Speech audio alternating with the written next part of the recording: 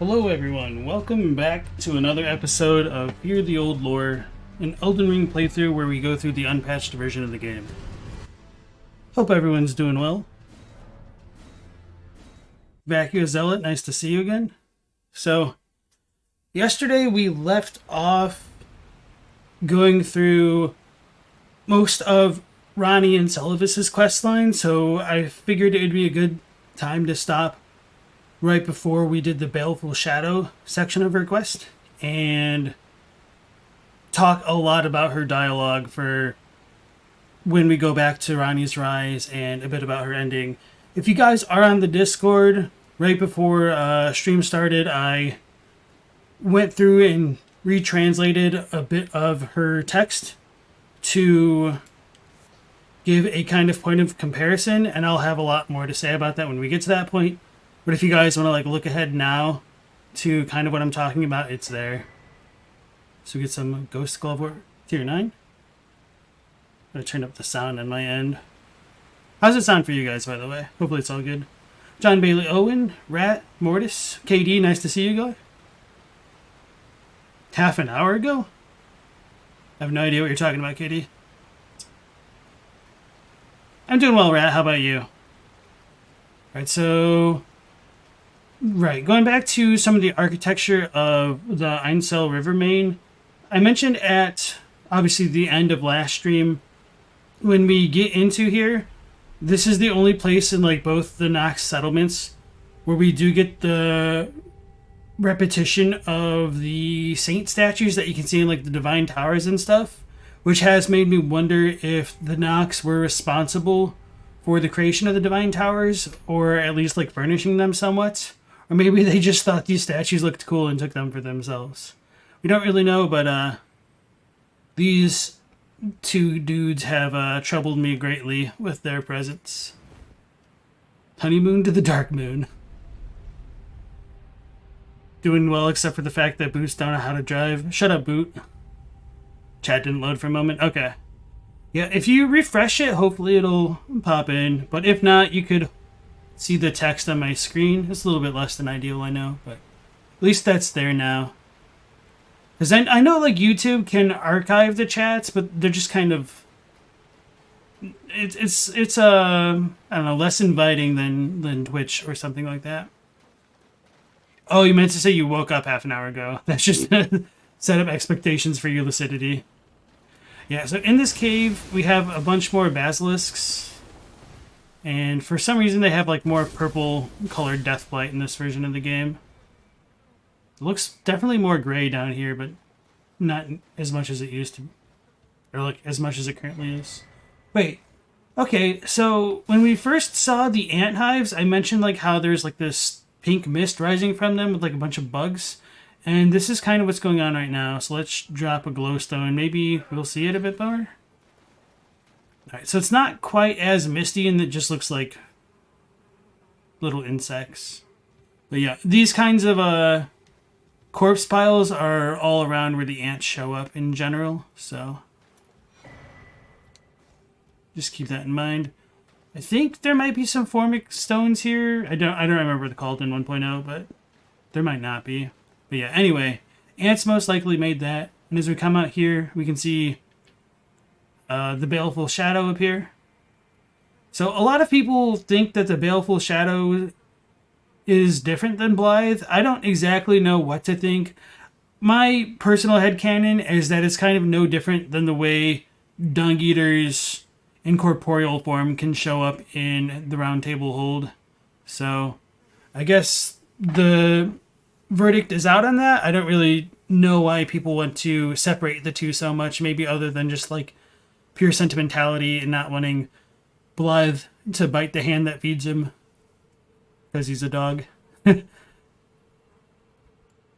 He spelled lucidity right? Let's go. Alright. Morty says, purple deathblight, huh? You will connect this to the gloam eyes? You mean it's cut now, but it does seem a gloam purple color shows up in beings infused with death. I don't know about that, but I guess that's also an interesting way to look at it too. You think most of the Nox died from the ants? Well, we do have a couple riding the ants. So as we approach, Ranni will talk, and I'll try to be quiet. Oh, Shadow.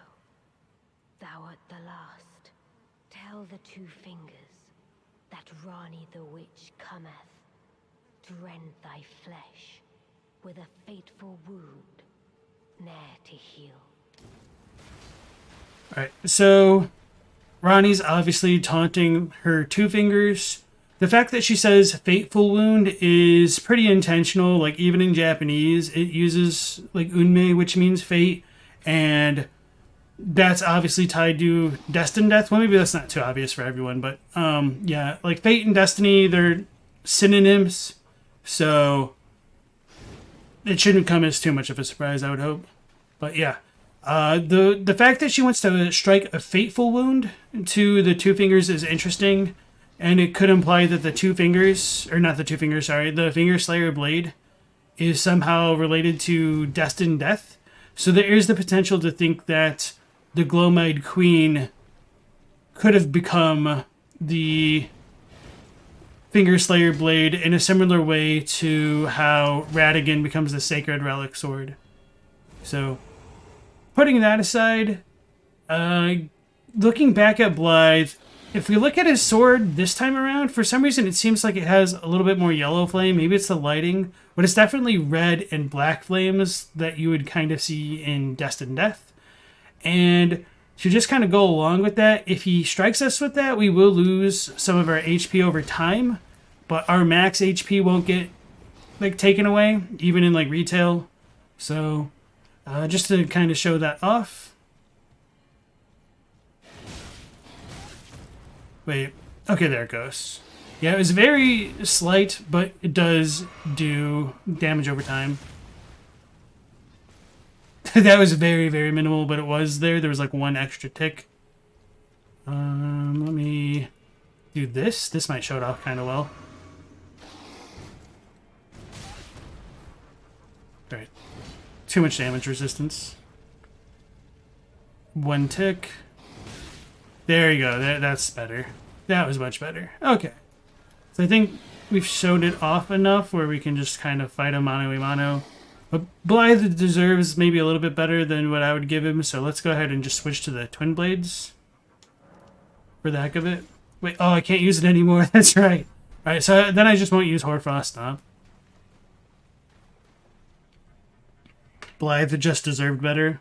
Although she uses the Finger Slayer blade, which represents the breaking of fate like the Relic Sword.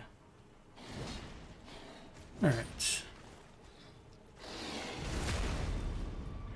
That doesn't do a lot of damage. Or I don't, rather.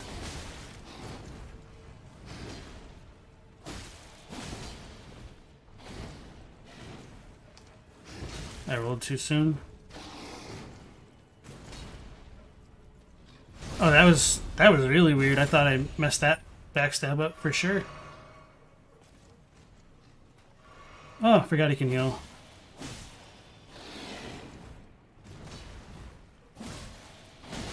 Trying to get a bleed proc, but I'm kind of failing.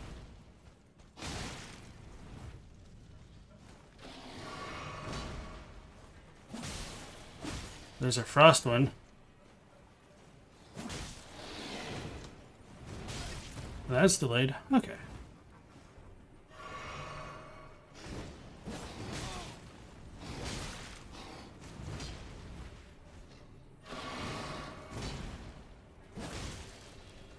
Beautifully fought. There we go.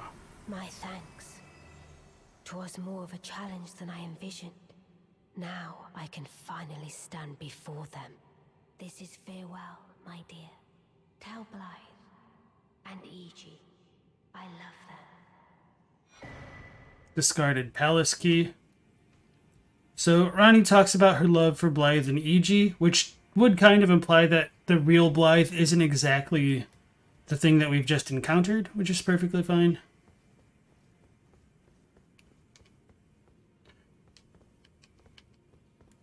I'm trying to like that as though I need to. So we'll go to Ray Lucaria to pick up that chest, which is kind of necessary to access the door behind Estelle. I really should have gotten Bloodhound stat. Trying to remember. It's over by the Farum and Great Bridge, I think. It's really been that long since I've had to get it. Okay, regular card.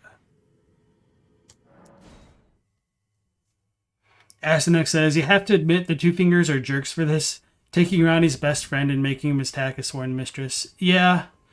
And, like, part of the weird thing is trying to discern if, you know, Blythe would have even existed if not for the Two Fingers. But either way, like, still kind of a jerk move, as they would say. Discarded Palace Key. Then we get the Dark Moon Ring. Let's read the key. An old key cast in the shadow of Calamity. It unlocks the chest in Renala's room. I wonder... Okay, so when it says Shadow of Calamity, the term, like, for Calamity can also be understood as, like, baleful shadow. So I wonder if that's kind of what it's supposed to be getting at. And then, what else did we just pick up? Oh yeah, the ring. A ring embedded with a beautiful crystal. It seems to be overflowing with magical energy. I think that's kind of different. Shard of a bronze medal depicting the Erd Tree. That's interesting and funny. Don't really see the Erd Tree, so I'm gonna chalk that up to, like, a text formatting error, and I think something else must have gotten, like, clone there. Yeah, okay. Dectus Medallion. Yeah, I'm just going to assume that's an error more than anything.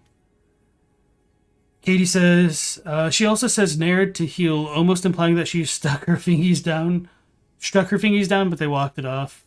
Oh, before? Oh yeah, that's an interesting point. Teen Sith doesn't believe the Japanese on the Finger Slayer blade states it's made from a god / divine corpse. English just says corpse, as does the JP. No, I don't necessarily think the Japanese says it's from a divine corpse. I think it's just like a holy relic in a similar way that to the sacred relic sword. I wasn't trying to say that the characters are the same on it, although I should double check. A jerk move was killing Godwin. What goes around comes around, maybe. Cantrell suspects it would be a deterrent to not cost them someone close to them to turn on the Order or Greater Will. Interesting deterrent. Blythe was born to serve Ranni and keep her loyal to the Two Fingers. Ranni decided to break her chains, but she and Blythe were basically siblings at that point. What she did was murder. Killing in war is in war or self-defense. Yeah, FromSoft games are notoriously morally gray. So I try not to dwell on that stuff a bit too much. So that's probably a morally dark gray statement. All right, let's...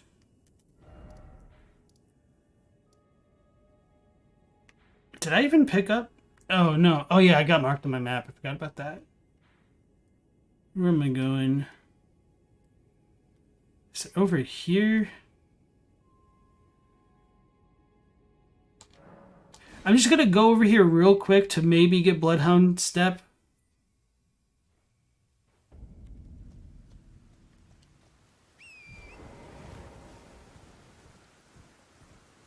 I don't think this dude had it. I don't actually remember what he had, though.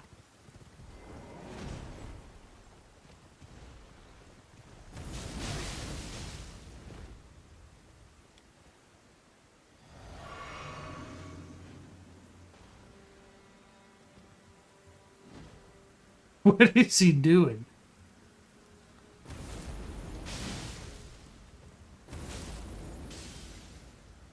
He got hit with some of that icy fresh and said nope. I tried rolling.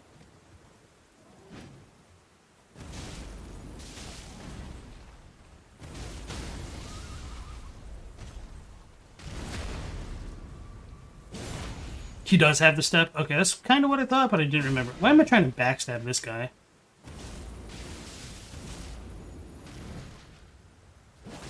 Bonk. Sweet. Okay, my memory didn't fail me. Thank you, Katie. Yeah, we don't want you to betray us, so here's the big, strong werewolf boyfriend we had on our storage. Don't ask us why. So yeah, I do think that the two fingers have the ability to control shadows, and if beasts were given intelligence through the sun, perhaps, I think that might be how they can be controlled by the two fingers. Kentrell says, if you replace the current order when you're in control, that comes off more as usurping and gaining more power than previously held. The sad truth is, any order becomes legitimized after the fact, after they gain power. Do the zero hit strat? Never mind, that wasn't necessity. Tintha says, it's odd because normally in Japanese culture, a fetish object contains a kami, is sort of a kami's god body. Obviously, this is really simplified from memory. For the Finger Slayer blade, you mean? Yeah, I mean, part of the weirdness of Elden Ring also stems from whether or not the soul is still existent, because Godwyn is soulless, so is Radigan soulless when we finish him with the Elden Beast, or is there's something else going on there? And same thing with the Finger Slayer blade. Boris, welcome back. Smotown's new video on Beasts gives some good theories on shadows and the two fingers. Okay, that's interesting.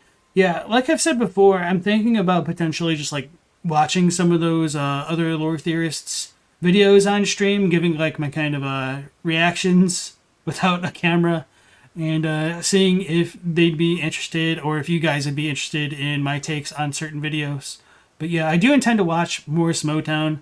We have a pretty good relationship. He's a really good guy. So we should be able to watch his stuff for sure. If you guys are interested in that as well. Let me just look up. Katie said, thou art the last, pretty much state that there is more shadow, so you don't think that one was Blythe. That's an interesting thing to say. Alright, I'll just keep going. So let's go ahead and talk to Melina. Then I'll need to go back to the round table hold to actually apply the Ash of War for whatever reason. I wish to journey with you once more to the forge of the flame of ruin, far above the clouds, upon the snowy mountain tops of the giants. Then the impenetrable thorns can be burned away, and I can guide you down the path to becoming Elden Lord. So that was the same thing she told us at Langdell. I thought she just, finishes her dialogue when you talk to her there, but apparently you can just talk to her whenever, I guess. So, alright. Shall I turn your room? Share them with me. Your thoughts, your ambitions. Alright.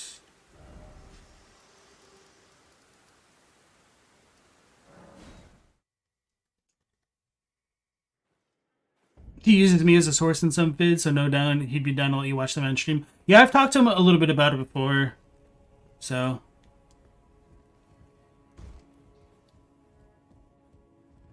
You'd love to see some of my take on some of the Tarnished Archaeologist vids. I think I've seen like 2 or 3, so I haven't watched all of them.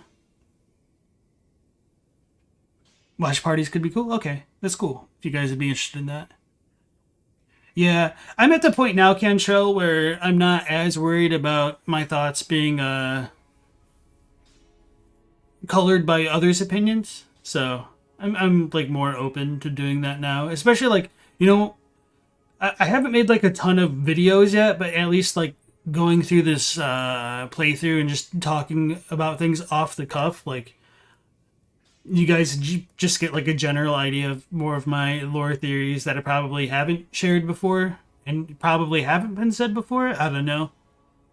Okay, so let's level up the Mimic tier since we can. I can only do it once because I don't have the runes.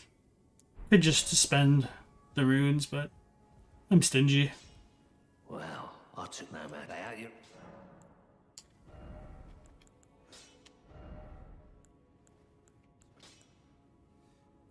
Feel blind. Okay.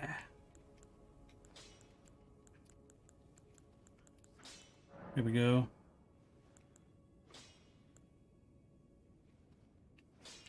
Doesn't really matter what I put on it. Okay, so this should be good. I might want to change flasks to get more juice for refills. Oh, wait. Inventory. We have a few boluses.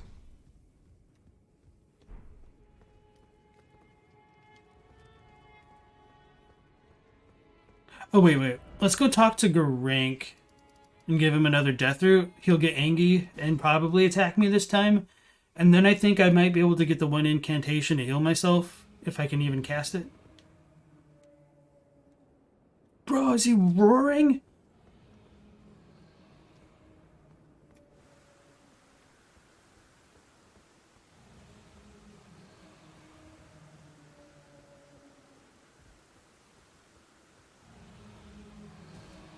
I've never had this happen before. I don't even know how to trigger this.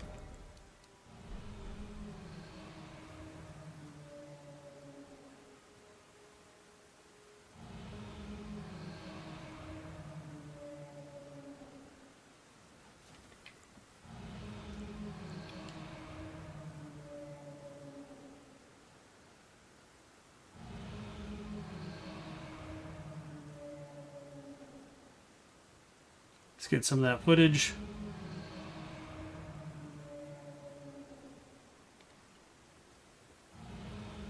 What is he even looking at?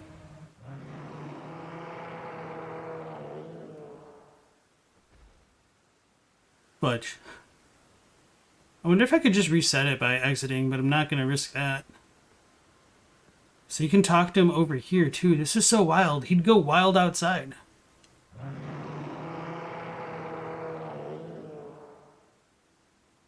Alright, so I always gave him Death Root in like multiples, so maybe part of the trigger for getting him to roar like this is to give him 3, because then on the 4th one, I'm pretty sure is when he goes angry, and with him like howling like that, I think that could just kind of lead into that. Hey, El Degusto, what'd you miss? You probably just saw Maliketh roaring for no reason. 672 hours in and you've never been able to trigger this? Yeah, same here, man. It's just a random event, like some of the dull events in the Hunter's Dream? Maybe. Alright, Ask Next, thank you for joining, and take care.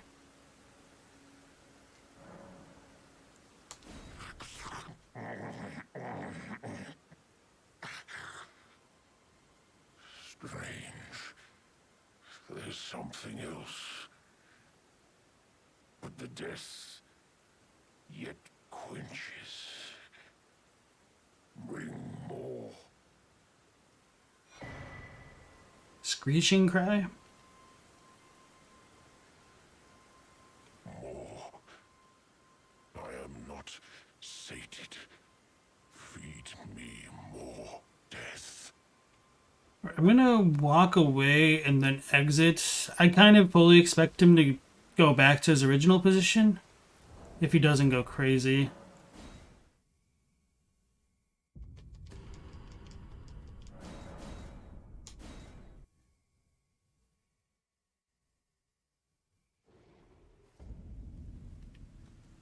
Not surprised.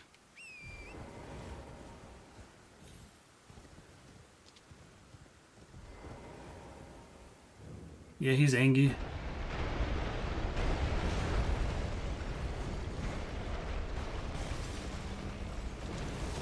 So it is after 4. It is kind of nice that he just doesn't auto-attack you, I guess. Because people would be like, what the hell?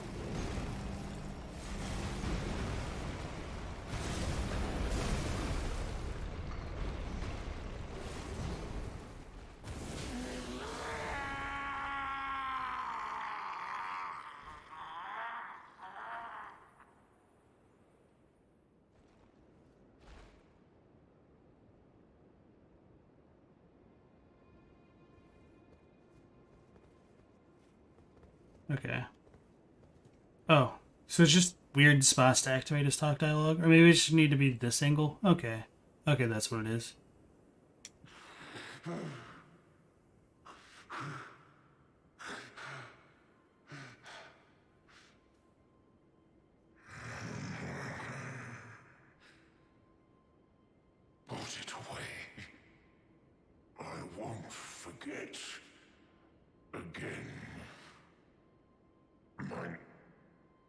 appetite. My sin. So please. Enough. So, I'm not sure what his quote-unquote sin is. With America sealing the rune of death away, that might be part of it, that he's like altering the Elden Ring. And he'll have a little bit more to say about that, but America's relation to Maliketh and what exactly transpired for her to betray him as well is just an object of the lore that I wish I knew more about. Katie was wondering for a while why you liked Garank and Maliketh as a character, then you realized that you liked every character with a cool voice. Put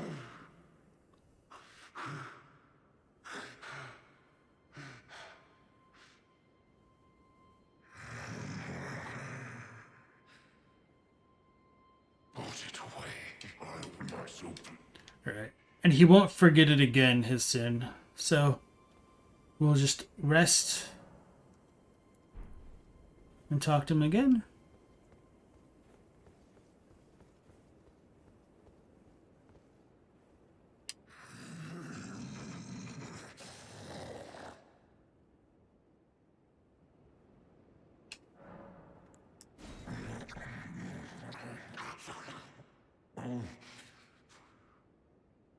I won't forget. Again. Mine appetite. My sin.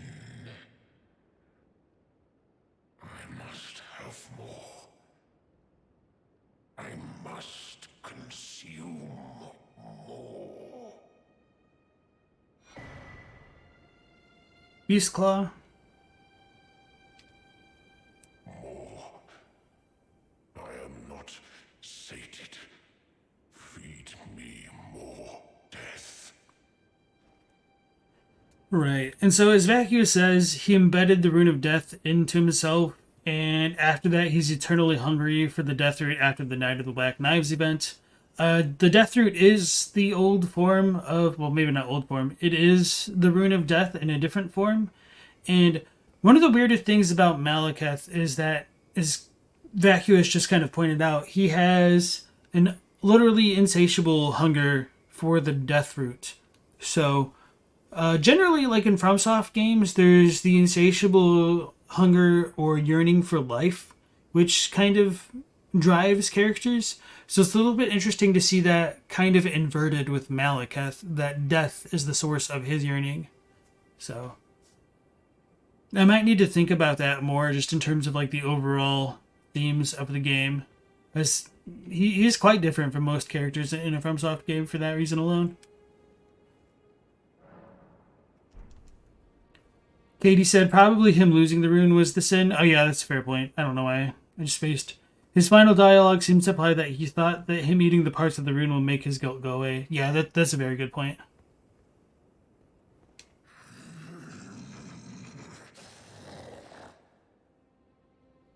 Alright, so that's it with him for now.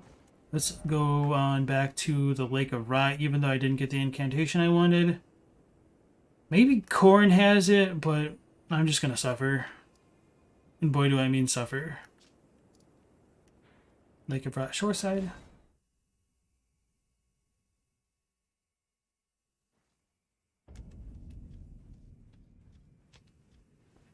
Oh yeah, there are going to be a couple differences in this version of the game.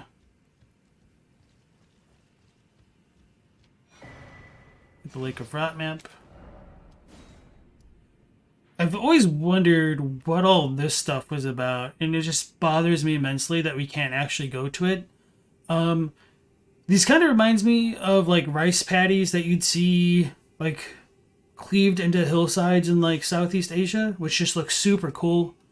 The tiered like irrigation system that they use, but it doesn't quite look like that from the in-game vantage point of it. And if you use the free cam, there's really like nothing else over here, which I can't show off unfortunately. But I will absolutely need the HUD for this section.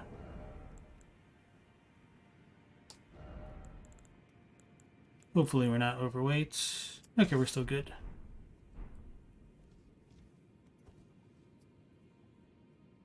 We need more turtleneck meat, dang it. Rice fields, Maricafia. Alright. So, before we start zooming, let's put on our thing.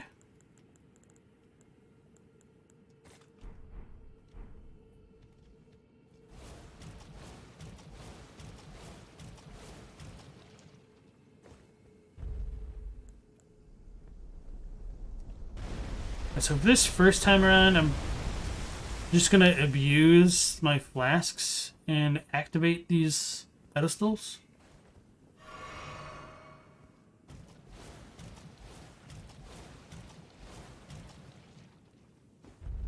And I'll save the boluses when I go more towards like the Dragonkin soldier and whatnot.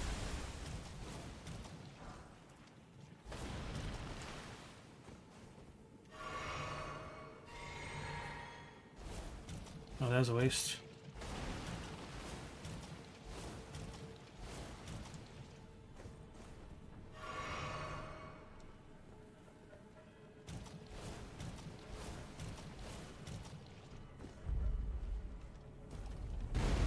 I do wish FromSoft games. I wonder if I could have actually like scooted on top of that before it went up.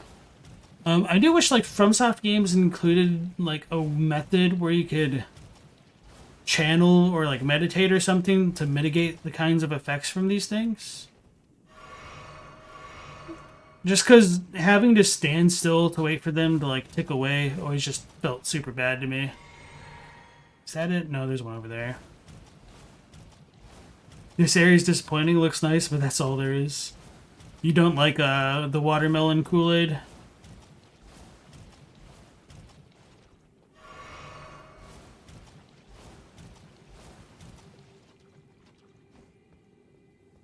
Wait. Okay. I wasn't trying to come up here.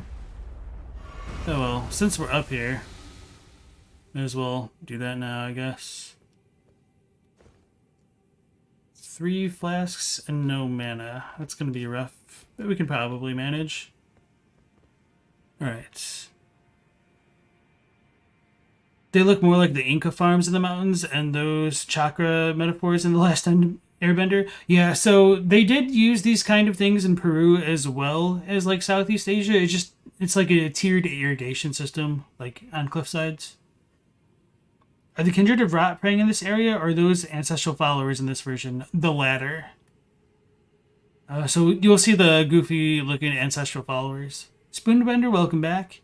You swear you're not crazy, but you remember one of the paths in the Einsel River cave leads you to the cliff where you can see the Lake of Rot, but instead you'd see the Dragonkin boss room as a rot lake. It's not the Dragonkin boss room, you do see it. I don't know if we'll actually be able to see the little tunnel hole, but it is in the wall over there. So there is a section where you can see the Lake of Rot, but that's along the path to the Dragonkin soldier. Terraces, yeah, that's the word. Thank you. So as we come this way, we're going to get a random Alabaster Lord, I think, since we have the Onyx Greatsword.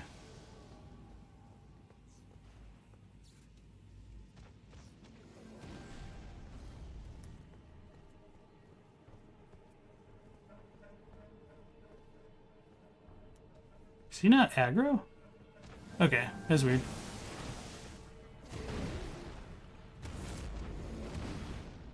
Oh no, it's path to the ground? I gotta try that again. That's just goofy. Because these ones go up in the sky, it doesn't realize that a new set of ground has been made. That's funny. And so this is going to be a lot more difficult then. Oh, okay. Not if the jumping attack can stagger these things.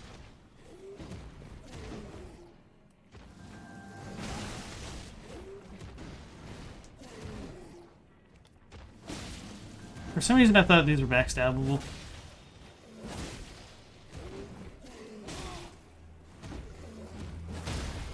There we go.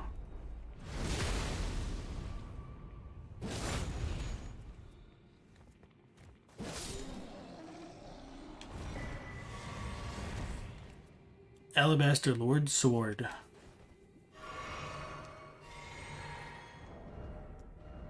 Really shouldn't say anything different from the other one. Wait, did I not pick up the Onyx Greatsword?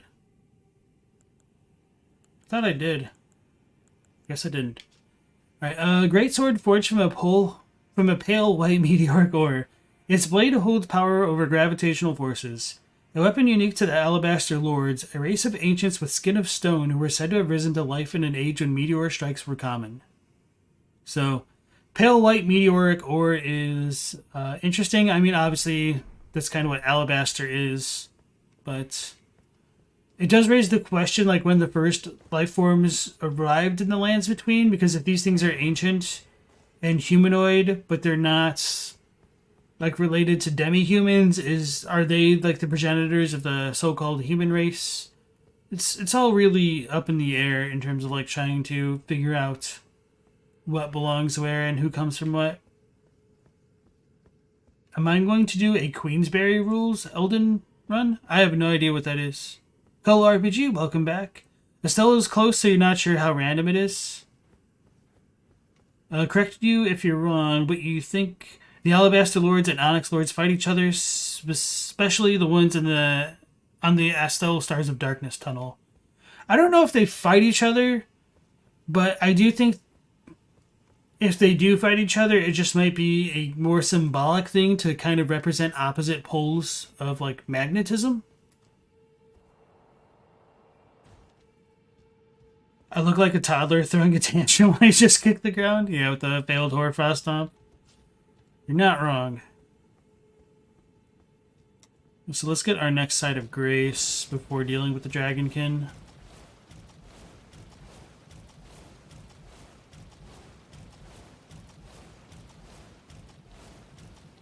You do get Ionian butterflies down here, which is kind of interesting, because if Millennia has bloomed once before in Caelid, and there's like the second flower in Elphiel, then where do these butterflies come from?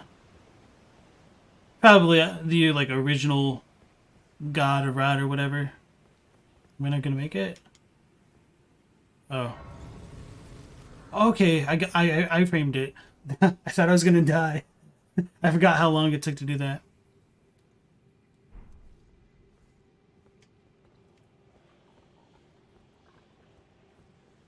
You think the dragons are prehistoric? Oh yeah, they're definitely prehistoric. To some degree. Queensberry rules as in a boxing run. So, like, without any weapons? Or just, like, fist weapons only?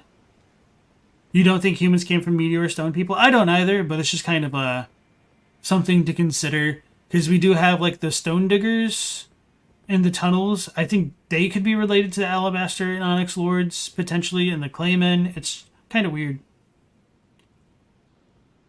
Morta says, isn't this area rotted due to the sealing of the defeat of the previous rot avatar? Yeah. But let's double check the Ionian butterfly description. And this is written as hearsay, to keep in mind. Smoldering Ionian. Zoink Scoob. So it's different. Let me look it up in the thing.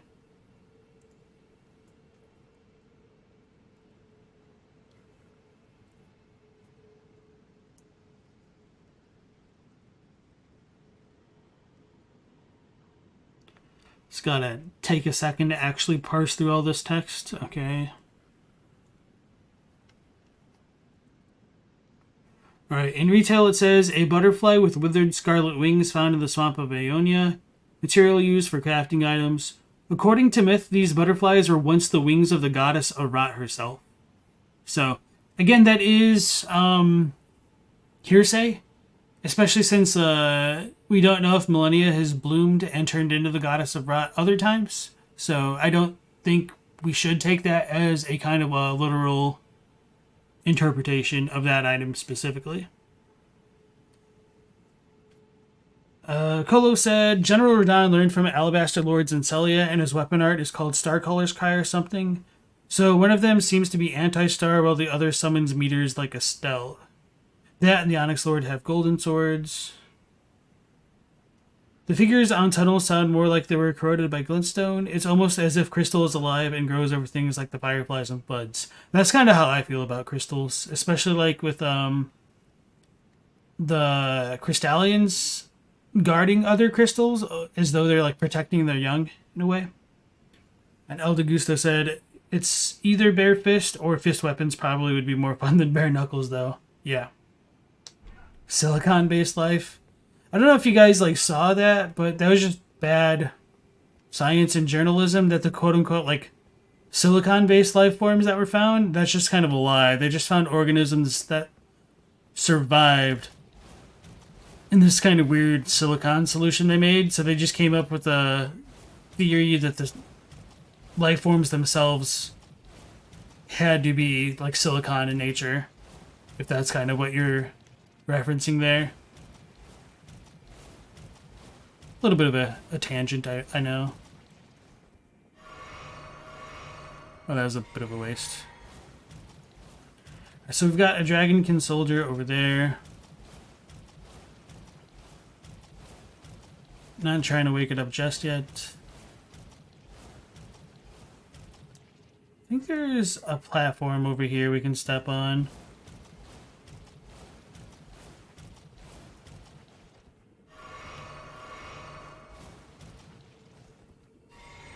As well as the Stake of America. Oh, there it is. Just have to use my eyes sometimes.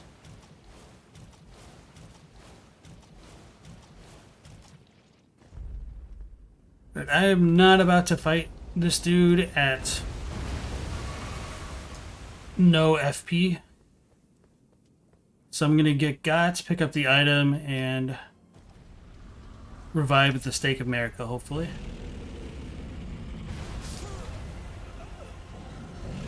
Although if I was smart, I would have put my runes out of the soup.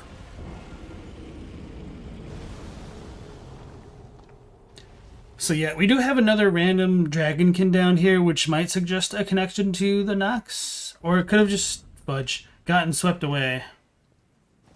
Somehow. Because as we mentioned before, there was the Dragonkin of Noxtella, and its throne is kind of close to this. So maybe the river, like the waterfall that it came down to, went this way? I don't know. Probably faster to go to the other one.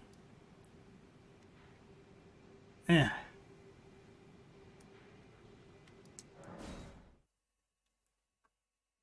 Why does Estelle have a human face? That's a very good question. I wish I knew the answer to. I do tend to take like glintstones and stars and stuff like that to be soul and death related. So if they're like meant to be related to human souls, I guess you can make the argument that they're inorganic lives of people. Yeah, and why does he have the Lusat looking eye on his forehead? I think like the Lusat eye thing is just probably a coincidence of like looking into glintstone stuff more deeply, or like certain properties of glintstone might become more like an eye, like you look into the void and it stares back. A silicone-based life form seems sweet to you? Who wouldn't want to cough up dust every second? Does the Lake of Rot imply someone bloomed down there? We know there is a god of rot, so maybe it's Millennia's predecessor. So I wondered whether or not, like, Millennia could have met her quote-unquote mentor down here. An Alban Orc blood clot. That's interesting. I don't remember that being there. Doesn't mean it wasn't there, I just don't remember it.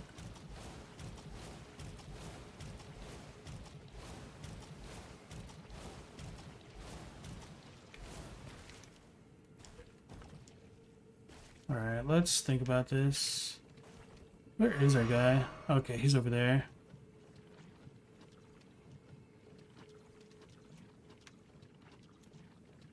He's way over there.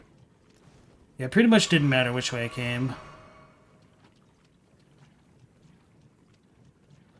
So I'm just trying to preserve my FP.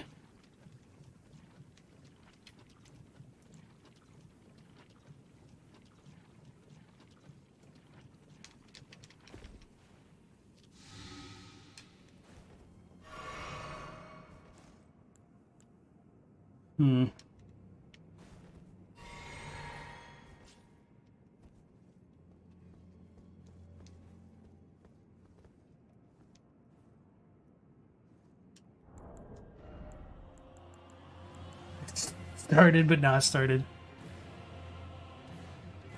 If water is related to life and it becomes stagnant from not moving, the only way to stop it from becoming stagnant is freezing it or burning it. Hence, fire is death and ghostly freezes. Because fire evaporates water while ice keeps it still and prevents microorganisms from blooming. Oops, I was aimed down too far. Let him sleep, he doesn't want to fight. Well, we gotta fight for the other half of the lore that I mentioned with the halberd.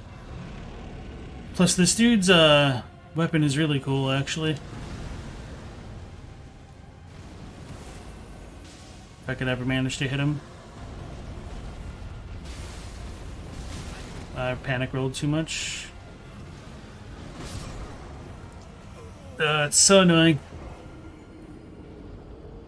I knew it was a risky use of my flask. I thought I would have been okay. Just bad RNG. Maybe you're overthinking. So it's a little bit different, at least if you want to look at like Shintoism stuff. Because like burning can be used in purification. Also just like flowing water and clean water is part of purification. And this stuff isn't just like purely like limited to Shintoism. It's just kind of like the esoteric beliefs in the East. So I don't know about like ice specifically with the idea of like microorganisms because they didn't quite understand the germ theory of disease historically, but they still kind of practiced like contact tracing and all that stuff with everything else.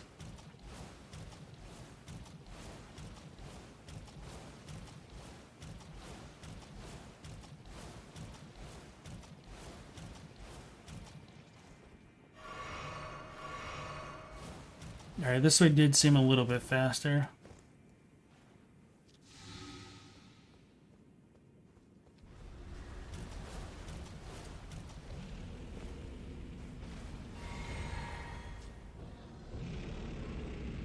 Oh yeah, may as well. Uh-oh, don't hit me.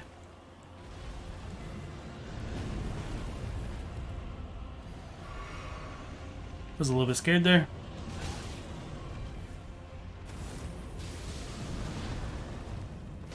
Get a mimic. Bro, my mimic just got. Oh, is he rotted? My guy's too far away.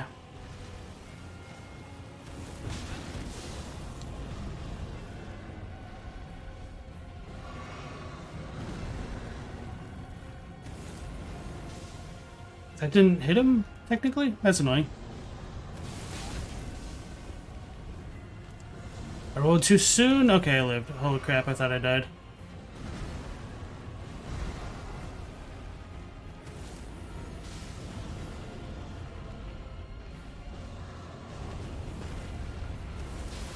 And this one's obviously like one of the most hated bosses in the game. Damn. Okay. Get him.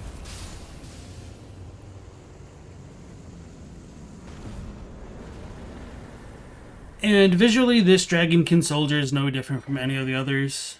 But we get the Dragon Scale Blade from him. So the Dragon Scale Blade shares the same description as the Dragon Halberd, which I think is slightly different in its name in this one. Drake Halberd, right. So, weapon forged from the remembrances of Dragonkin soldiers, burnished with the essence of draconic immortality. Alas, the Dragonkin never attained immortality and perish as mere imitations of the ancient dragons. So, like I said, the last paragraph is a little more close to the current version of the Japanese. One reason why I really like this weapon is... Let's teleport back over there. That has 0 runes, but it's going to bother me to have the symbol on the map.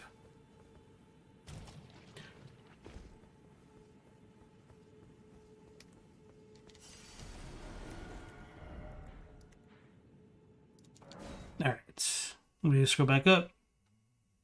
Killer Vic, welcome into the stream.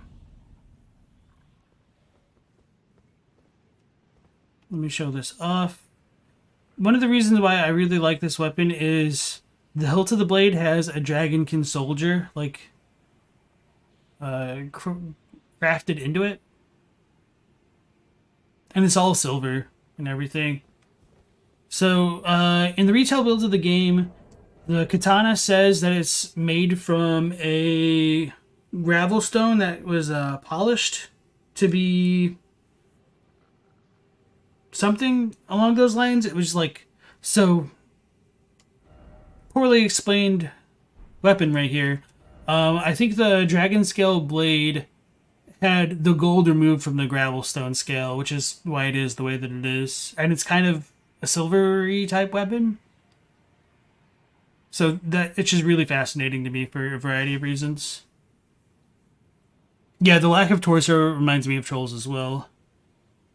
Miyazaki has this thing like insight being eyes on the inside. He does some crazy things where he applies logic where it shouldn't be. That's fair. Elda says, fire and water are very common as purification everywhere. River spirits generally are associated with purity, cleansing, and healing. Yeah, I'm not doubting that. I'm just a little bit more curious about like the ice aspect of things in terms of like purification. I don't know. I mean, snow is seen as very pure, so that's true to an extent, but I don't really know about like freezing for like microorganisms specifically. In humanity, Dark Souls is an item that you burn to reclaim the appearance of a god. What is Lance Axe called in this version of the game? Progeny of the Ancient Dragons? I don't remember. Pogo Stump, welcome in. You hate the moon, you're afraid of it. Your most hated boss is Millennia and the Waterfall Madness. Understandable. Another indication that the Nox may have sought immortality? Indeed. Because the Dragonkin are explicitly related to the Nox. Yeah, a little bit of a lore tidbit for my channel. I actually used the icon for the Dragon Scale Blade and just superimposed it over the Troll Mimic tier in Nokron to just make it look like a Dragonkin soldier was popping out of a Mimic tier in my video. I mean, it's obviously like very, very low tech and like all pixelated and crap on my video, but I really liked the end product of it regardless. Let's level up. Level 80. Alright, so let's put our weapon back on and come down to the Cloister of Rot. And let me hydrate.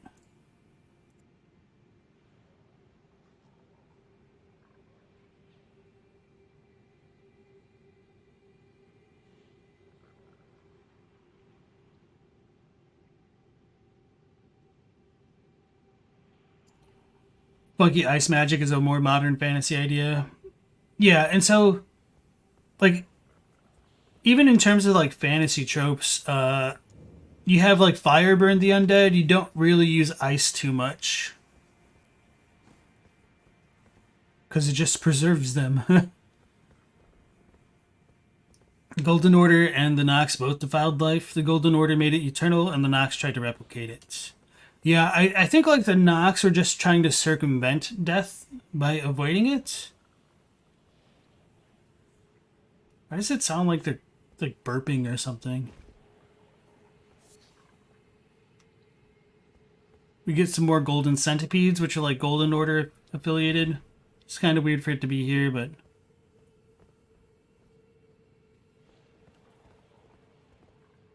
Alright, so...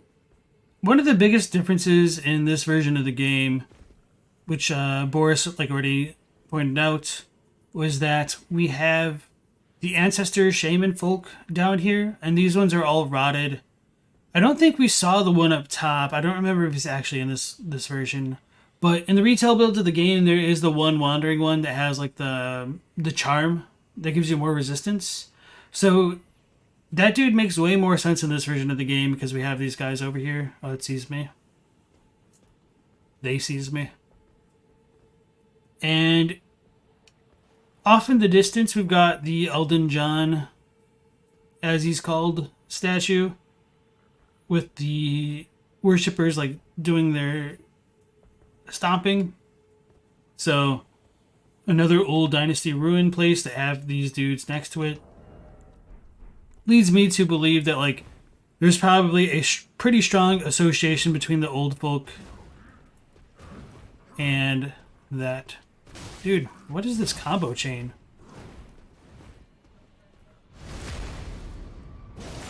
Here I was trying to preserve FP and I take a hit. It's annoying. What's my headcanon for the Altar of Despair? My headcanon is it's an unfinished area and it makes me despair. It's hard to give kind of like a cheeky answer, but yeah, that's kind of happy. Oh, this dude's not even hidden. I wondered if that was what was gurgling, but the best jump scare in the game is gone. Oh no.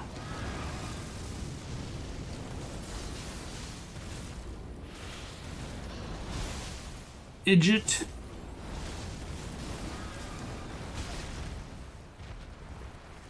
He made the wrong move. Wait, how did it live?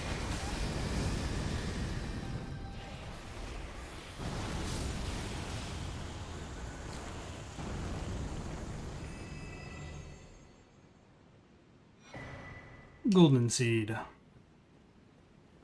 And then over there in the distance are some fairly negligible items.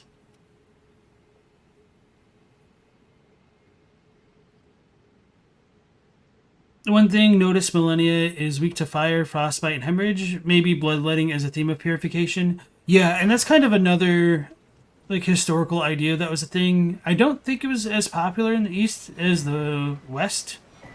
Because that was a very common and terrible idea to like bloodlet patients that were ill and sick and recovering to get out the quote-unquote bad blood. But that didn't quite work the way that they thought it would. Something to think of is, why does lightning magic not do fire damage? It's super hot, so it should burn a wee bit. Who says it doesn't? It's not the Atlaverse. Lightning isn't empowered firebending. Sure, Pogo, what is your headcanon for the Altar of Despair? Like, it's really not in the final game any longer, but I do like the idea that it was where you would originally go to access Ram underneath the healing church. Kind of like the same way you go to access like Mikolash and the Nightmare of Mensis.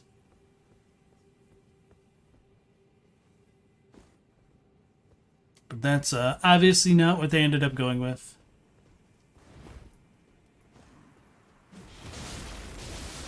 Dude, that thing almost Scarlet rotted me with one of its stanky breaths.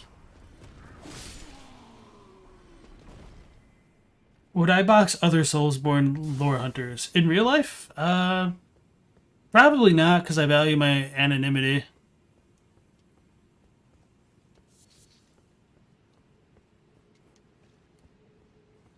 Also, I'm definitely out of shape now. And I know, like, content creators like Zeostorm hit the gym a lot.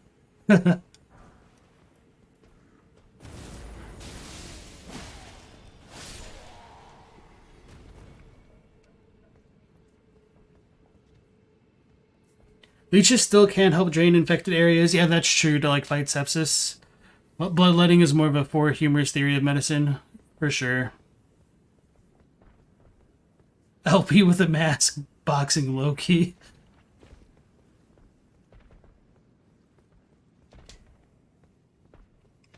I actually know how to fight, though. I can neither confirm nor deny. I forgot to make fun of their goofy chanting. Okay, it's still going on. Sweet. No, that one has a bow. Oh, no. I know the basics of close quarters combat. Can neither confirm nor deny.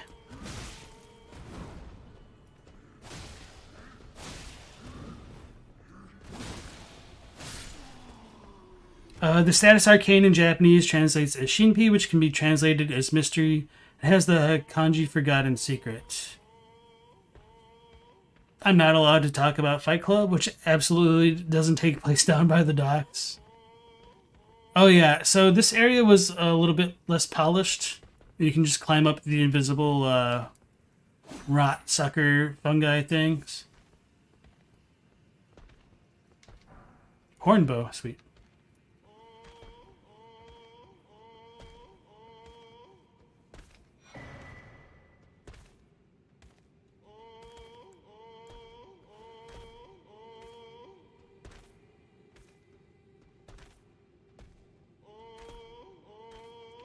Kolo says, Shinpi seems to be related to life, like the clinging bone being life drain, or the silver tears having arcane, which are artificial life, same for albinorks.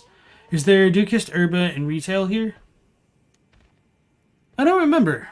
That's a good question. I don't think so. I don't actually remember like there being greenery. Are you the only one who likes Midir? As a fight or just as a boss? Because a lot of people love Midir, but I do not enjoy the fight at all. Alright, so let's check out our horned bow. A long bow made from the horn of a long-lived creature. To use a bow, arrows must blah blah blah. Okay. So the skill is Mighty Shot in this and firing position on the thing.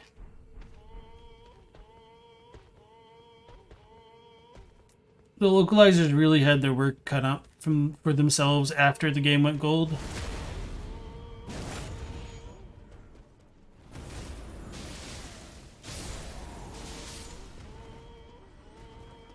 Uh-oh, it's got a bow.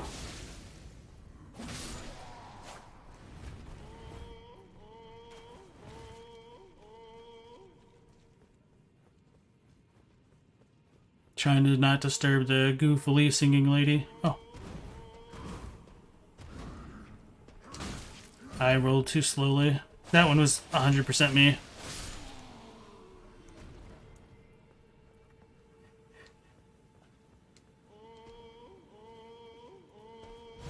And I also think I distracted myself from replying to Kolo. Jawbone axe. Sweet. Fan daggers. Aw, damn it, we woke her up. So the thing that was making the sound was this lady.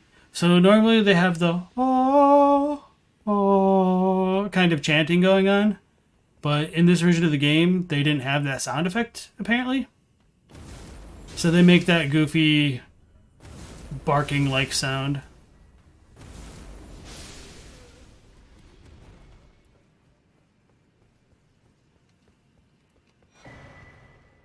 Golden smithing stone.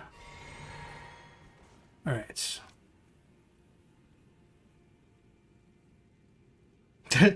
If Miyazaki would tell me what the lore of the One Reborn is if I won, would I? I don't know. I'd have to, like, legitimately think about it. And also try to haggle for as much as I could possibly get. I'm pretty good at haggling. Scorpion Stinger. Right. Wonder if the Crucible Knights might have been pre-Golden Order omens. Yeah, that's an interesting question. I think it's a possibility because they're a lot bigger. But they're also a lot less bulkier, I think, the omen are. So, who knows? Kolo said, notice... Oh, no, you said something else before that. Arcane seems to be the status of the ancient dynasty. Intelligence is for the Nox. And faith is for the greater will and his gods. I would disagree that faith is for the greater will. I would say it's more like for the Erd Tree, because Golden... Oh, you said Greater Will. Sorry, for some reason I interpreted Greater Will as Golden Order. You know, you're fine, yeah.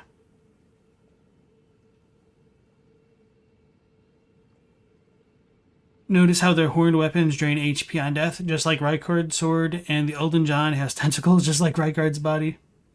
Spirit Vapor sounds like water and scales with int. Death weapons like the poker and the Helfen Blade also use it, so does the Family Head's flail. Death might be related to intelligence. So I think there's multiple aspects of death, and like the arcane, I do think the arcane is related to life to a certain degree. That's kind of been thematic for their games. There's also a certain kind of inexplicit inexplicability about the arcane in the games, which just kind of ties along with it being a divine or holy mystery. So, with souls and whatnot, and being related to death, the way that I'm kind of interpreting it in Elden Ring is that it's like multifaceted, where you have the will, which comprises one part of the life force of the beings in the universe, and then the spirit, which comprises more of the mind.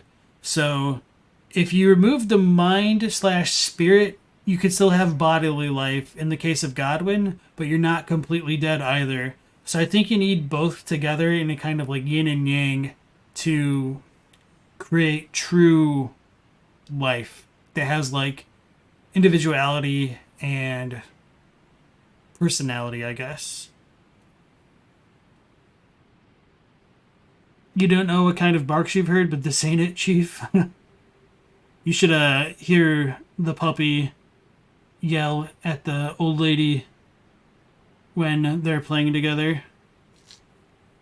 The old girl. What's the lore behind Mohg's carving? So they're kind of like the old palace ruins, I think. Faith is when you go on vibes. You've heard some weird dog sounds, buddy? Yeah. Dogs can make a plethora of noises. There is a Crucible Knight fighting the Beastmen in Fair Missoula. Makes it sound like they took the power of the Crucible from Fair Missoula. Yeah, I've thought that's a possibility as well, which would kind of go along with a certain amount of other things as well.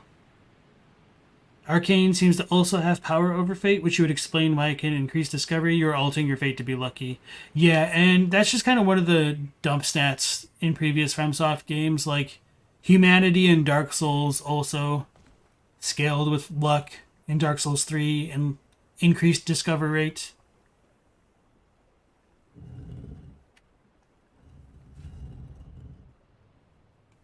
Pogo Stump is going off.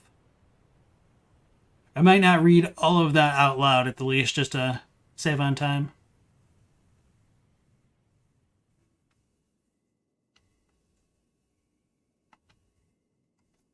Melbit, welcome back to the stream. Your only issue with Elden Ring is the fashion.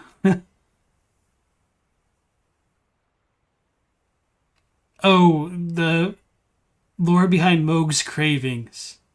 That makes a little bit more sense. And also doesn't deserve an answer, to be quite frank.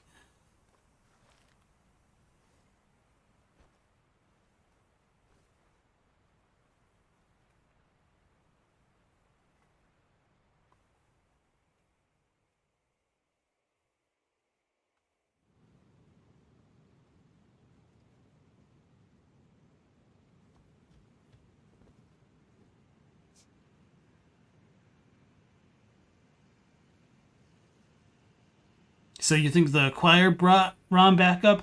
I don't really think that aligns super well with what's going on in Bergenworth, but I guess the stuff in Bergenworth doesn't also directly contradict that.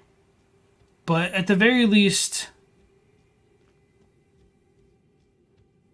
there is the line that said, like, Willem hid his secret in the lake, which does make it sound like he knew of Rom explicitly, which should predate the choir by quite a long time in the timeline, to be honest.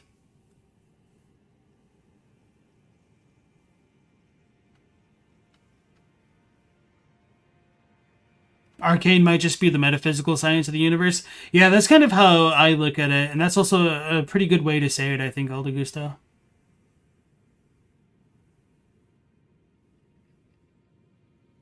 So you think the choir is using Rom's corpse as an altar, like the altar of despair? I see what you're saying there. Which NPC is my waifu in Elden Ring? Probably Millicent. I don't really think there's much competition. So I guess I'm a widow. A widower. Arcane makes us lucky, yet Albinorks seem to be, you know. That's an interesting point there, Katie. Bloodborne's your favorite? Yeah, Bloodborne is something. Oh, yeah. So, coming to meet Estelle in this version of the game, ignoring like the old Crucible Knight type soundtrack going on, its meteors are like red instead of purple. And he's called Estelle, the Misbegotten of the Void. So they did change his name from that to Spawn of Darkness, which is kind of unfortunate. If I could do one thing, I'd like combine both versions and be like Misbegotten of Darkness or something along that line. Because the Void stuff isn't necessarily what I think the devs were going for with Estelle.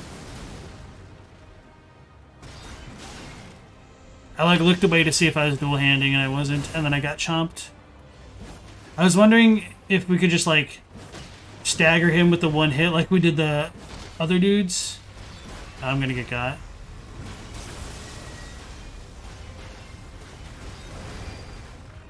Alright, I framed it. Feels good. So I really like the design of Estelle. So it's a little bit disappointing that he's kind of underwhelming as a boss fight. So let's finally crash on this dude for the first time in my life since I've just made that kind of statement.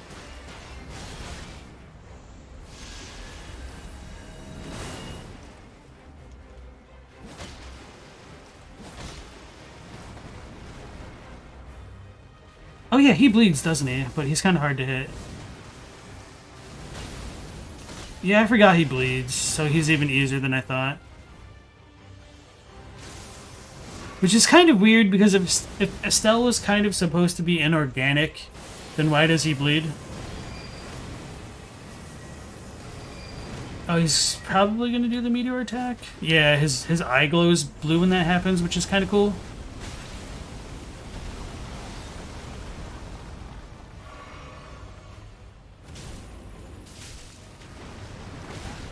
Damn it.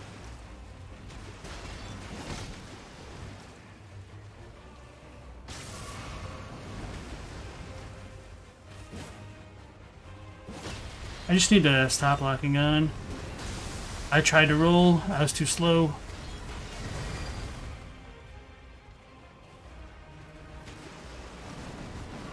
So Estelle is another quintessential big boy. So for the most part, the strat is like running into him. Oh, fudge. I'm gonna die, I think. Yep, okay. That's probably its most troublesome attack in terms of like trying to avoid it. Because sometimes he just teleports super far away. Oof. I got by the bug. You kind of wish From would revisit the thing where some Bloodborne bosses are non-aggressive when you first start the encounter. People feel bad about killing them, which is kind of funny to me. That's an entrance. Rom seems like a larval form of a great one, kind of even like your baby squid form, but Rom is kid, so it can't be a great one. Rom's children are a sort of failed version of Murgo's wet nurse, making copies of itself. Do you think Estelle could take a demigod, or who if he get rocked by most any of them? So you might be able to make the argument that Radahn could have fought a quote-unquote falling star, which might be like an Estelle. So I think Radahn could definitely take Estelle. I didn't even see that one. I was looking to the left and got by the right.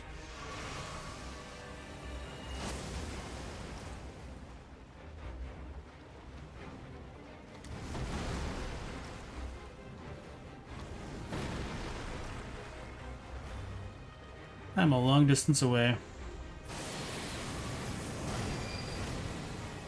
Probably the funniest thing you've seen today. Oh no. I saw it this time.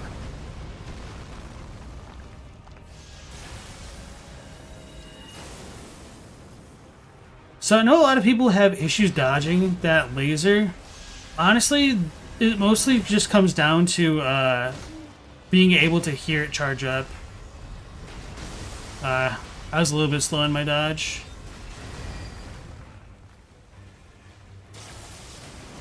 Bruh.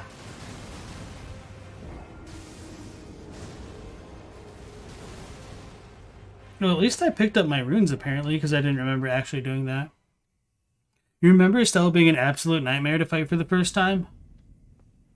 I never really had too many issues with him. Although the first time I fought him, I was like pretty super leveled up, I think. Actually, I don't remember. No, I wouldn't have been, because I did the Ranni stuff fairly early.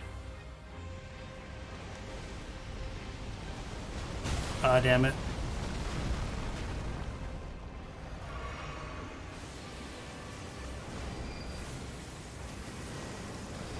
Here I am, like, all PTSD about his teleports.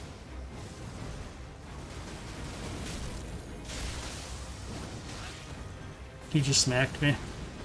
Feels bad.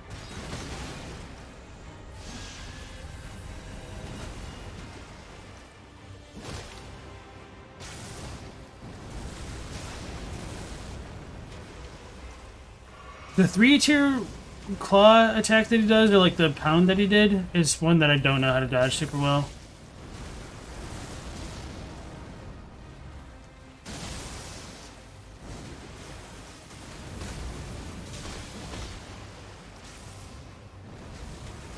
So if I get him to low health, I'll back off a bit to try to bait out the clonal attack. I'm pretty confident this Estelle doesn't do it, and only the yellow Annex Tunnel one does. I'm gonna get got.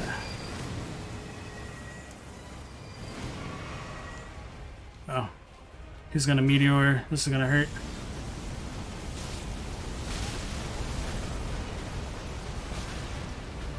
That hurt a lot more than I was expecting.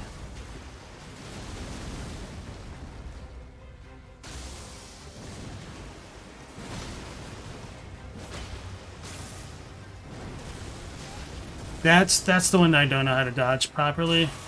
Not the first hit, but like the follow-ups.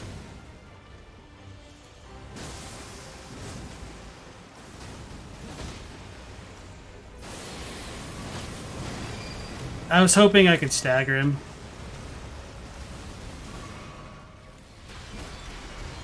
I missed.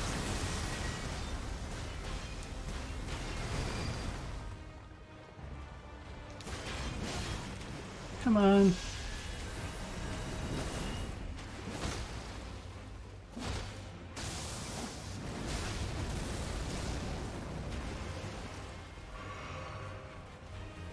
It's gonna hit me.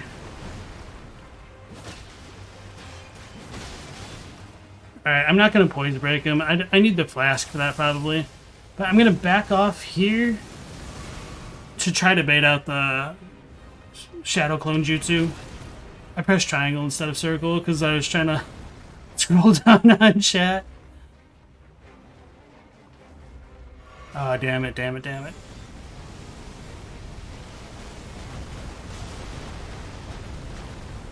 So I need to, like, dodge the first one super early, apparently.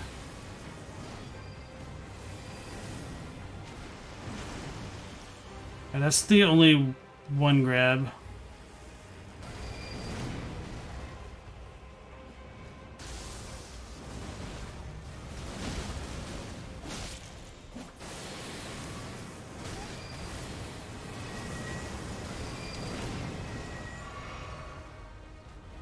Alright, no, I'm not gonna get meteored to death. Or I am. Alright.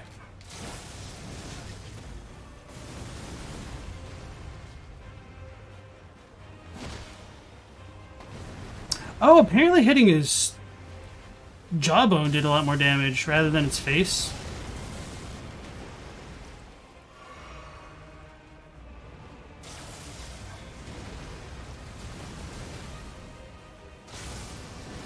He is as strong as the Elden Beast with the Great Serpent. I don't know about that because he's malformed. I rolled too soon? Okay, I'm fine. And I'm out of heals, so if this doesn't do it... Right, he's gonna meteor.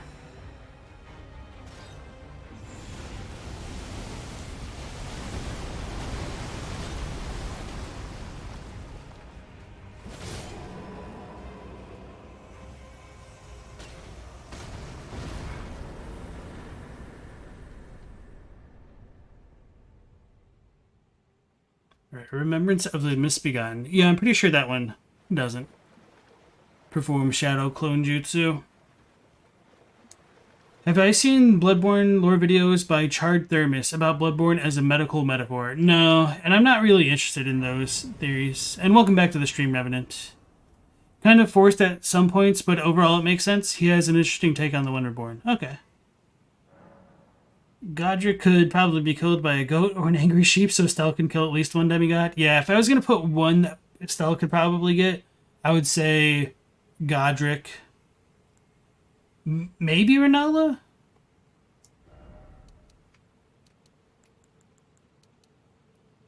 We're cooking at 40 int. We only need 500 more. Okay.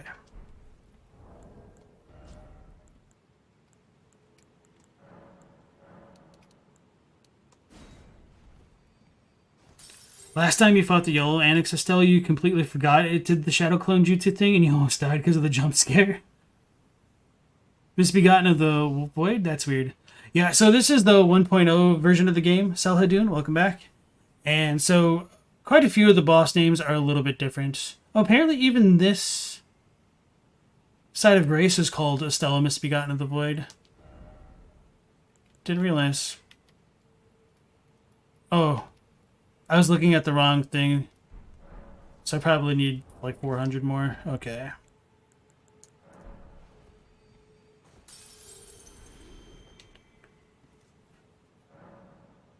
You think a lot of these different wordings in English come from the same kanji? Oh, so he's replying to Kolo. You wonder how much is lost in translation? The term unwanted child is used so many times, but because it's used with different kanji, we missed the connection in English. No, so sometimes, as Teen Sith was saying, they just vary things up when it does have the same kanji, and there could be multiple reasons for that. Like sometimes it just flows a bit better to use something a little bit different, and like the overall meaning is similar. And sometimes, as a result of that, it can lower like the cohesion of the final product, unfortunately.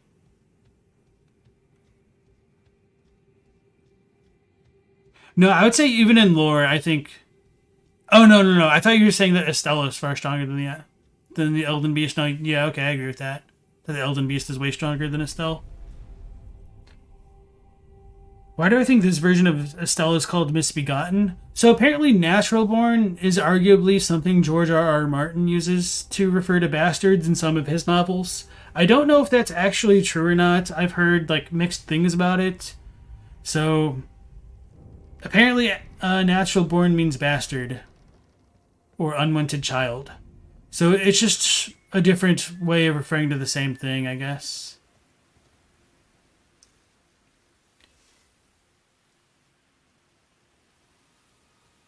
Elda liked the medical metaphors series of videos that Yarnum drew a lot of inspiration from a Scottish town. Oh yeah, I do think that they took inspiration from things, but just as far as like the presentation of Charred Thermos's things where like his is the only acceptable theory, leaves a little bit to be desired.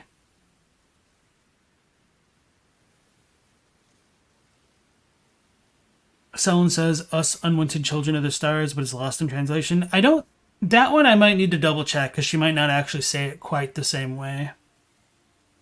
David Mitchell, welcome back. This might be a stupid question, but any thoughts on why Estelle is like a molecule chain thing? Most other boss designs click to you, but Estelle has you scratching your head. Yeah, Estelle is super weird. I think you might be able to argue like 1 is rule of cool, but 2 is like Estelle is made up of star debris. He's like a literal nebula. That's kind of what like nebula is. And the orbs in him and the attacks that he uses are just all stardust, essentially, I guess. And with the stuff that like Sellen is doing with the Graven School masses, you might be able to argue that like clumps of souls and whatnot could be crystallized and form stars. So Estelle's appearance might be kind of related to that in a malformed kind of way.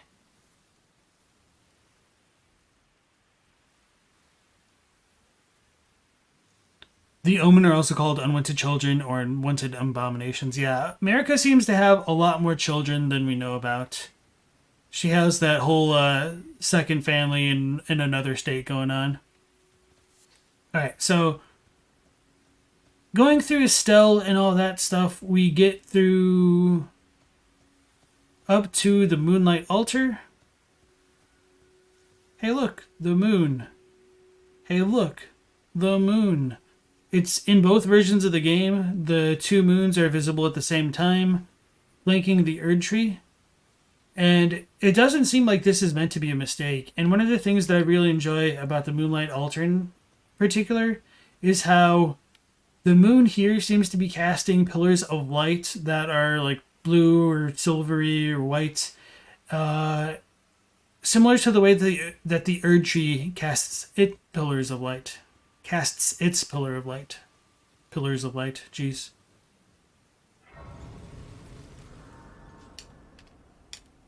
So, somebody might be able to argue that it's like a dev oversight that there's still a moon over here rather than a moon over there. I don't really know what to make of it. I feel like they could have patched it out. But to be fair, in places like the Upper Cathedral Ward in Bloodborne, Les McDonald has shown off like how the skyboxes overlap. So you can see two moons in one section of the sky, which is really funny.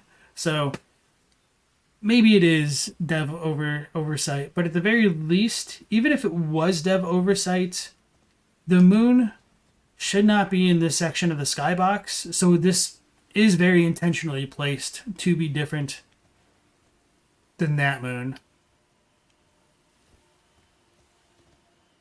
All right. America's a trucker with secret families.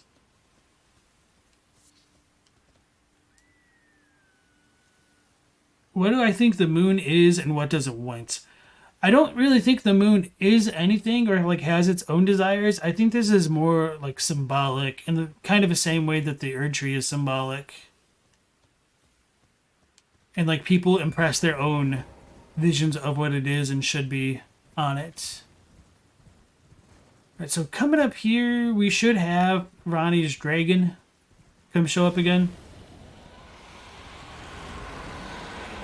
Glintstone Dragon Ajula. What a pretty dragon. Let's leave it be. Or maybe I should attack it. No, this will just have dragon hearts, I think.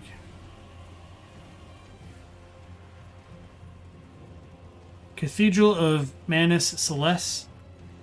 So, for anybody who doesn't know, Manus... Oh, this is why I always had so many Starlight Shards. Because it's coming up here. That makes sense.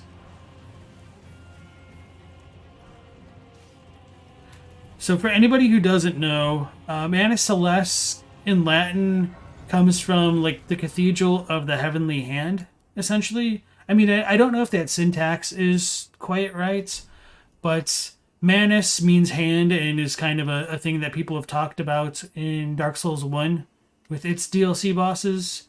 And Celeste means like heaven, which I don't know is maybe a reference to Final Fantasy VI's Celeste being with heaven.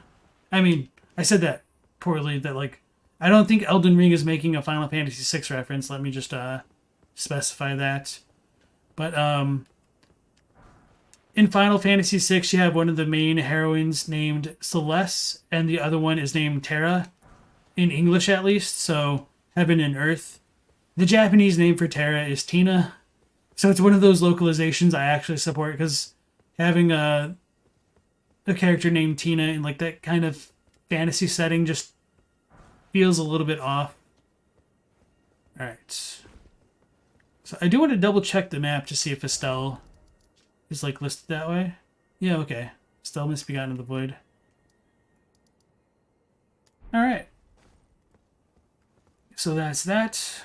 Apparently at one point in development, this cathedral was supposed to be in Caelid.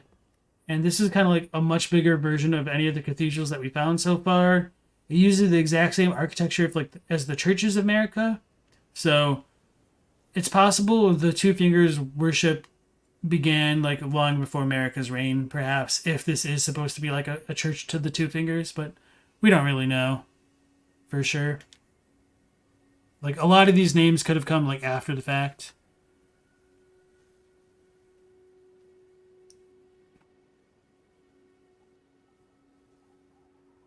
The moon seems to be equivalent to the Erdtree, since they say the houses of the moon and the Erdtree were conjoined. But what does it do? Is it used for rebirth like the Erdtree? So, with the moon guiding the fates of the stars, I've wondered if the moon acts as a kind of celestial guide to bring the souls that have like exited the lands between back into the lands outside, for lack of a better term. And so it might allow people to be reborn in a certain sense outside of the lands between, and like vice versa. It might take souls from outside the lands between and bring them back into the lands between, since it guides the stars and like sets fate into motion. That's kind of what makes sense to me. So that's a little bit of my headcanon, but I'm not gonna die on that hill.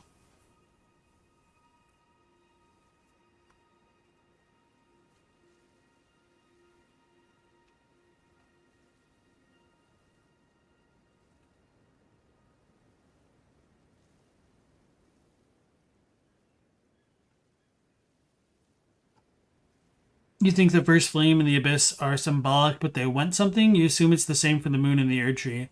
Well, I would say like the abyss, you could probably compare it in some ways to like the Elden Beast, where it just kind of wants to consume everything and stay alive and become one. So maybe in some ways you could like also argue it's kind of like the Three Fingers, but it's more accepting, whereas like the Three Fingers is more fatalistic, I think. She drops Adula's Moonblade. Okay. Thank you, Katie. Everyone seems to have their artifact. The Erdtree, the Moon, the Forge of the Giants, the Storm of Fair Missoula. Eldegusto says, Mana Celeste could have referenced the Hand of God before it split its fingers, maybe. Yeah, and that's another possible interpretation. Like, this doesn't necessarily have to be a church of the Two Fingers. It could just be a church of the fingers, or maybe a hand.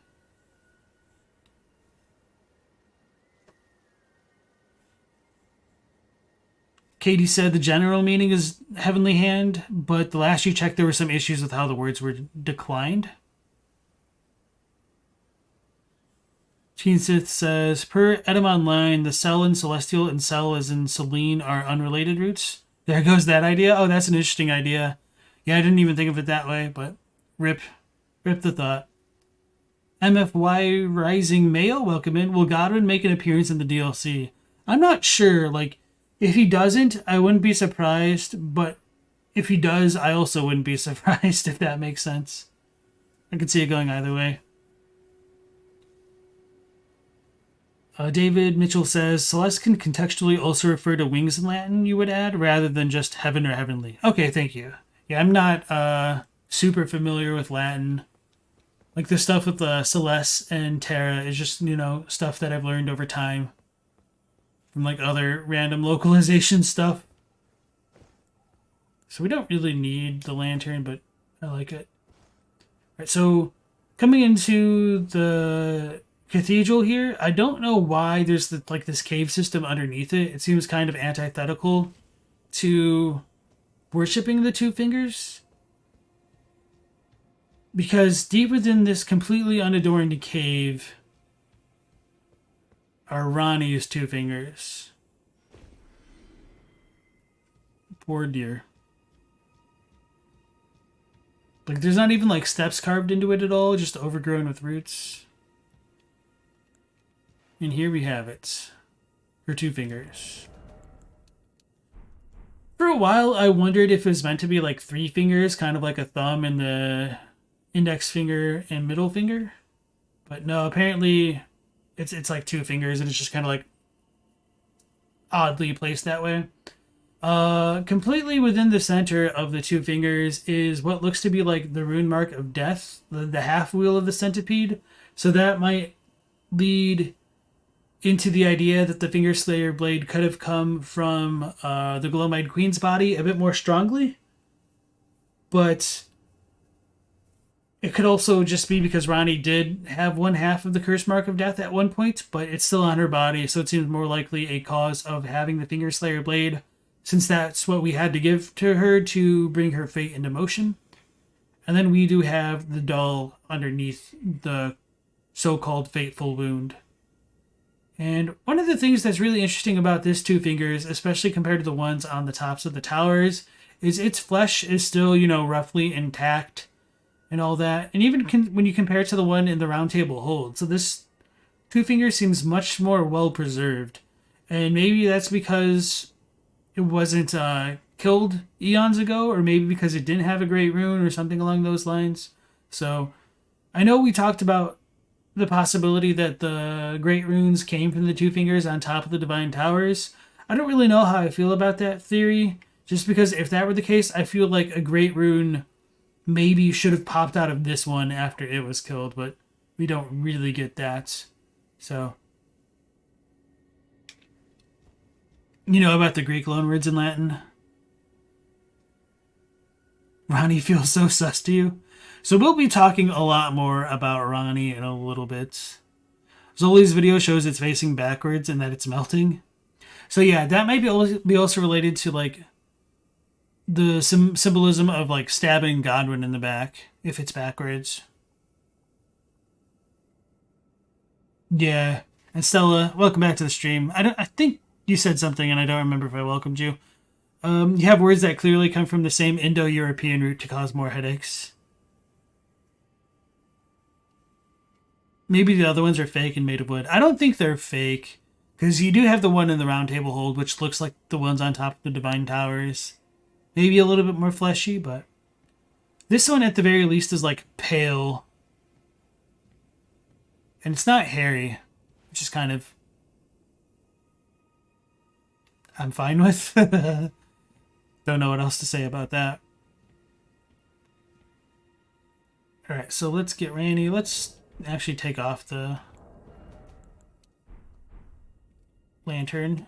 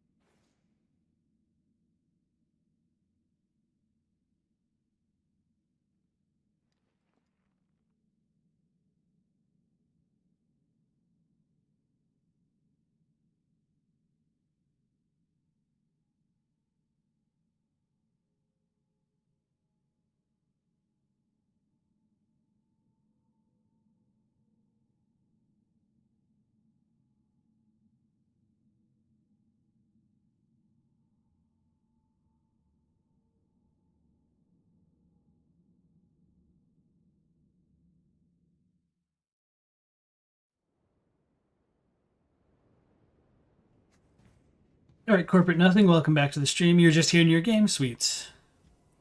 What, Ranni's evil? Why marry her? I don't necessarily think she's evil. I think I'll get into that a lot more in a little bit here. So it was thee who would become my lord. Perhaps I needn't have warned thee. I am pleased, however. Thou art a fitting choice. I go now to the night sky. It is there I shall find mine order. I bid thee travel the path of the Lord, and once all is done, we shall see each other once more. Alright, I didn't check her dialogue here. I don't imagine it's very different at all. But now that we've given her her ring, she powers on and gives us the Dark Moon Greatsword, a relic weapon.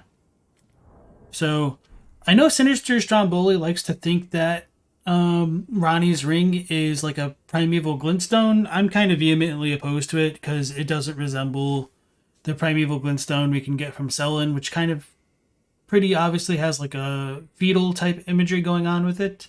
So, With that being said, I don't really know why giving her the ring in particular is like what powers her back on. As we saw in this description, it did say that it was imbued with like more magical power, so maybe she's just drawing from the magic of the ring. I don't really know, but leaving that aside, let's go ahead and look at that greatsword. It is a long-standing tradition for Carian queens to furnish their spouses with a moon greatsword.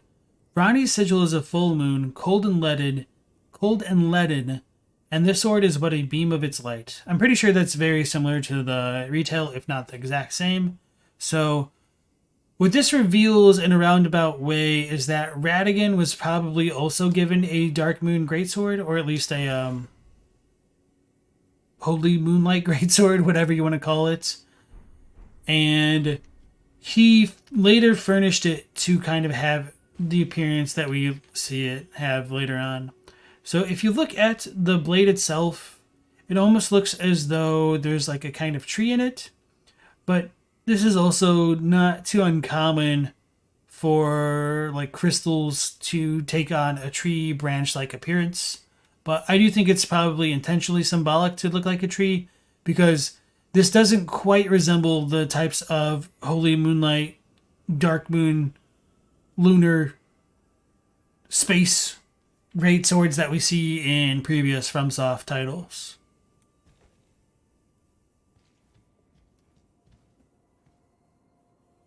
Looks like there's a tiny doll inside it. If you download the high-res icon pack, it doesn't really have a doll in it, unfortunately. A long-standing tradition of the two generations. That happened only twice.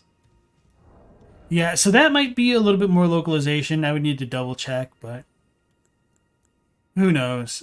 Sometimes there can just be bad writing. That doesn't make a ton of sense. Alright, so now that we've talked to her here, she will appear to us in doll form back at the Ranni's Rise when we talk to her doll in her room. Because there's going to be a new side of Grace up there. Oh yeah, and we also have E.G. and Blythe.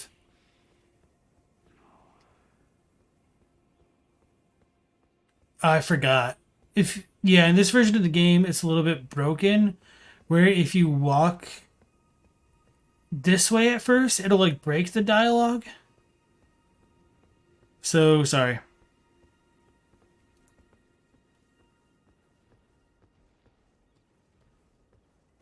I don't think I'll be able to get him to repeat it, but we should be able to.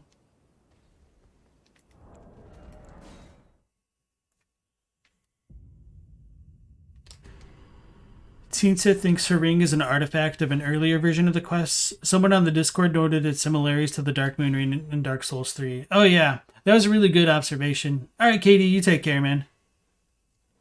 It talks about princesses and not queens. Damn it. He's extra angry.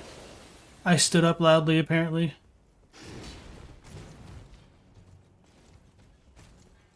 I'm gonna go back indoors. And then reset it again. Hopefully out of his aggro range. So yeah, in this version of the fight, you can see that he uses ice on his weapon. I didn't fight him elsewhere. Well, I guess he did attack me. Like the first or second episode that we did. No, he's just stuck like this. It's funny because like in retail, he'll be like crouched over and like talk to himself a little bit more, but you can still get the free backstab on him. So yeah, he does use ice here, but he doesn't use ice before Ranni's two fingers are killed. So to me, that probably represents that his will was not his own up until that happened, and now he's just kind of gone mad because like his connection to the two fingers have been severed. His eyes are red, kind of like the same way that a demi-human's eyes will glow at night when they go mad. So, or if you use like the cursed blood pot, whatever it's called. So, a couple different ways to enrage things, beasts specifically.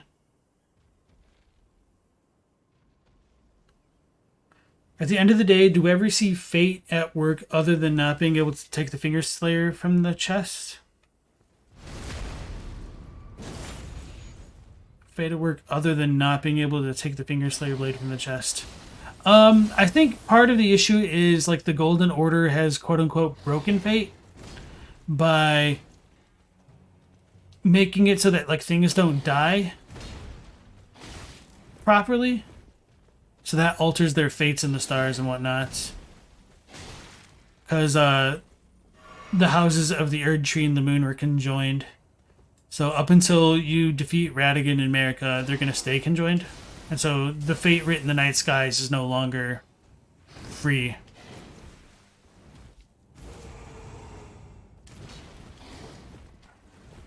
Blythe also has this really cool grab attack where he bites you.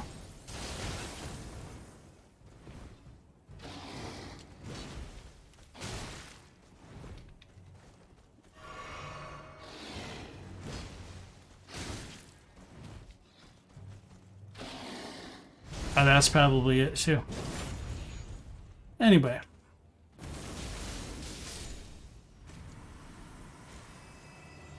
Poor Blythe. We screwed up his dialogue and everything. To get the Royal Greatsword, Blythe's armor, gauntlets, and greaves. Normally you'd be able to pick up the Black Wolf mask on Celivis's Rise, but it isn't in this version of the game. I could, yeah, may as well go try to show that off now. Just to confirm.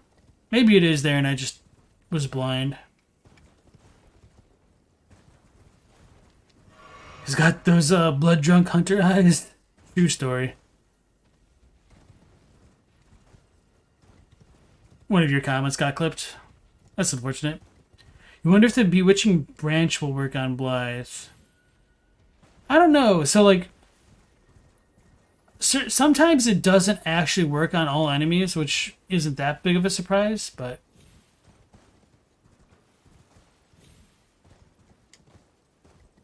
like, it doesn't work on all spirits, unfortunately. Yeah, so normally it'd be over here. It's not. So let's fast travel back, and then I'll read his set.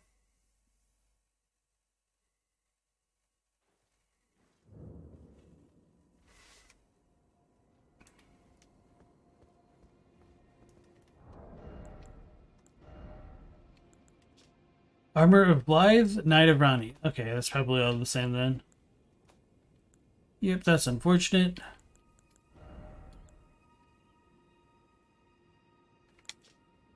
Greatsword decorated in Royal Carrion style. Favored weapon of Blythe, the Half-Wolven. In defiance of the fate he was born to, Blythe swore to serve no master but Ranni. This sword is ample proof of his oath, enwreathed as it is in a cold magic.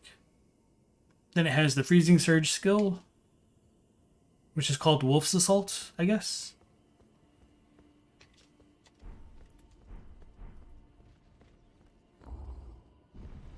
Yeah, so it is also very strange to me that the Two Fingers were able to bestow Blythe's weapon with Destined Death style flames.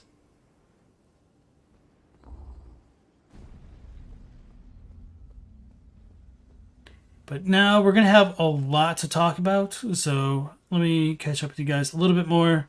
And if you guys want to follow along a bit more closely, I've already posted this on the Discord before the stream, and I'll try to copy and paste it here, but the text might be too long, or at the very least I can't give like both together. So, alright, let's see what Ranni says first, and then I'll copy and paste my stuff.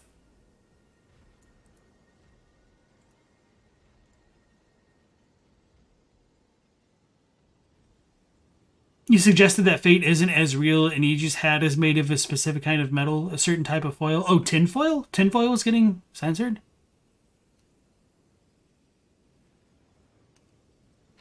That's funny. Yeah, I like to call Aegis' hat a tinfoil hat as well. Okay. So here we go. Big lore time.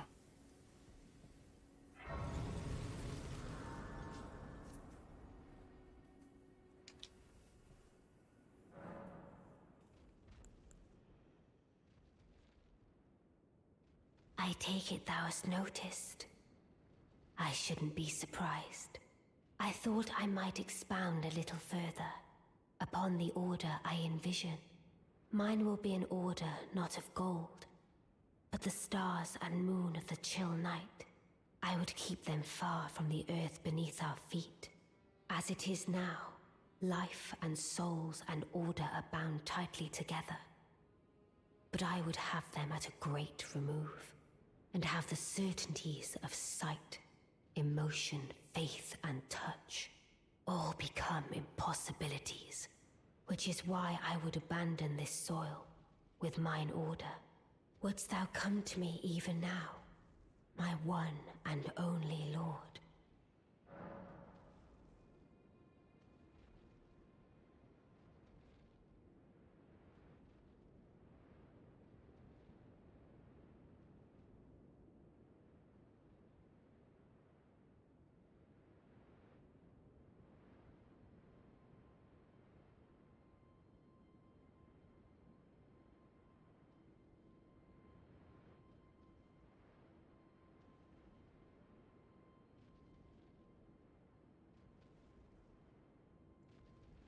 All right, so before the stream started this evening, I went through and looked at this dialogue as well as Ranni's ending dialogue.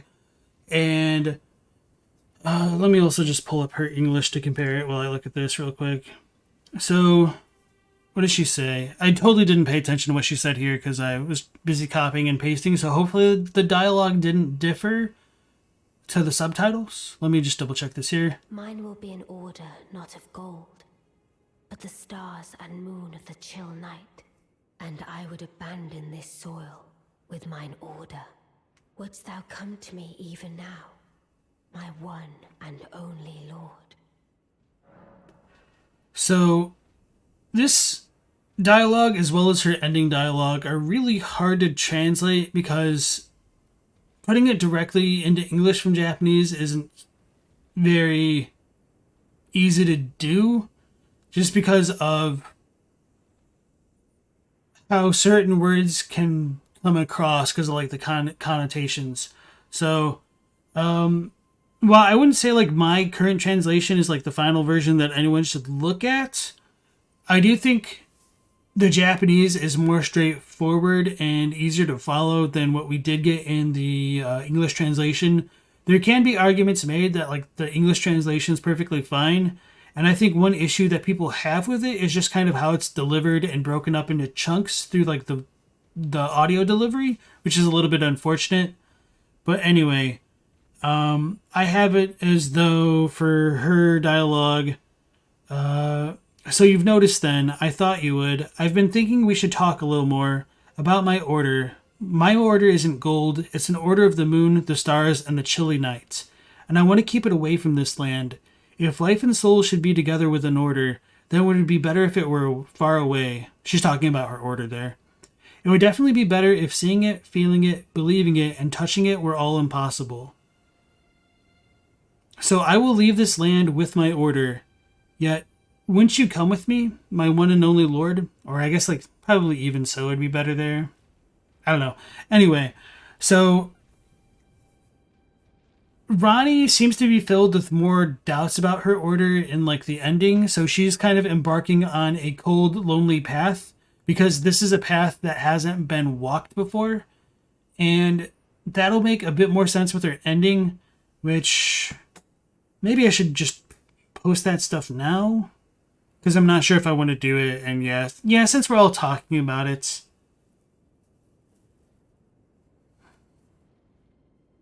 So one of the issues with the current like localization is that if you take things in a vacuum, it sounds like Ranni wants to remove sight, emotion, faith, and touch. But she's just trying to say that she wants to remove people's ability to like physically perceive the roots of the order. Like the same way that people like can like see, touch, and feel the Erd Tree. She wants that stuff to be far away so people aren't even like aware of it. So it can seem like a bit of a betrayal of everything that came before, and she thinks it'll be better and like simpler for people if the order wasn't something that anyone really had to worry about, is kind of the way that I'm taking it. So, yeah. Yeah, she wants to make the order, or everyone ignorant of the order. That's a good way to say it. Basically making herself safe while removing any chance of rebellion or freedom. I wouldn't say it like that, but Teen Sith takes it that she wants to remove the Golden Order to allow all to make their own choices without its interference. Yeah, that's pretty much spot on. And just because of like the vocal delivery of this being chopped up into lines that get broken apart, I think it really just makes it sound more detached from itself rather than being like a full cohesive speech. And it's really a lot more difficult to understand that she's talking about her order being at a great remove from the world in English, maybe. That's something that I think most people, maybe not most people, but that many people have had an issue with the current iteration of this dialogue. Can I pull the quote for that one? Sorry, which one, Teen Sith? Sorry, I've been rambling. You can't talk about order right after murdering your stepbrother. Well, she just did. That essentially makes people ignorant of their own fate dangerous when you consider her actions so far.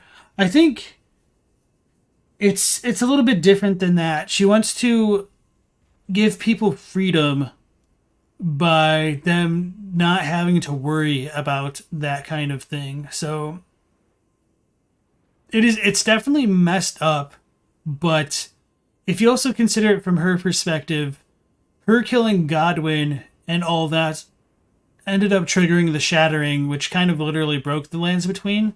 And that's not exactly her fault. I mean, it definitely is to a certain extent, but if the Elden Ring is in the lands between, the families aren't going to fight over it and like break the world apart in trying to vie for its power. Yo, Trent, what's up? You always felt like she wanted an order similar to the current day religions. Unlike America, a living God was literally available for audience or physically tangible. Yeah. Why would taking the order far away do anything when the moon and stars have no problem controlling fate from up there? She literally says people can't live without order. So she's not like removing order, she's making it so that people can't get access to it. So it's kind of hard to explain, I guess. Ben said, is the side of grace supposed to be particle wave duality? I don't know about that specifically, but I mean, yeah, it does have like the wave effects.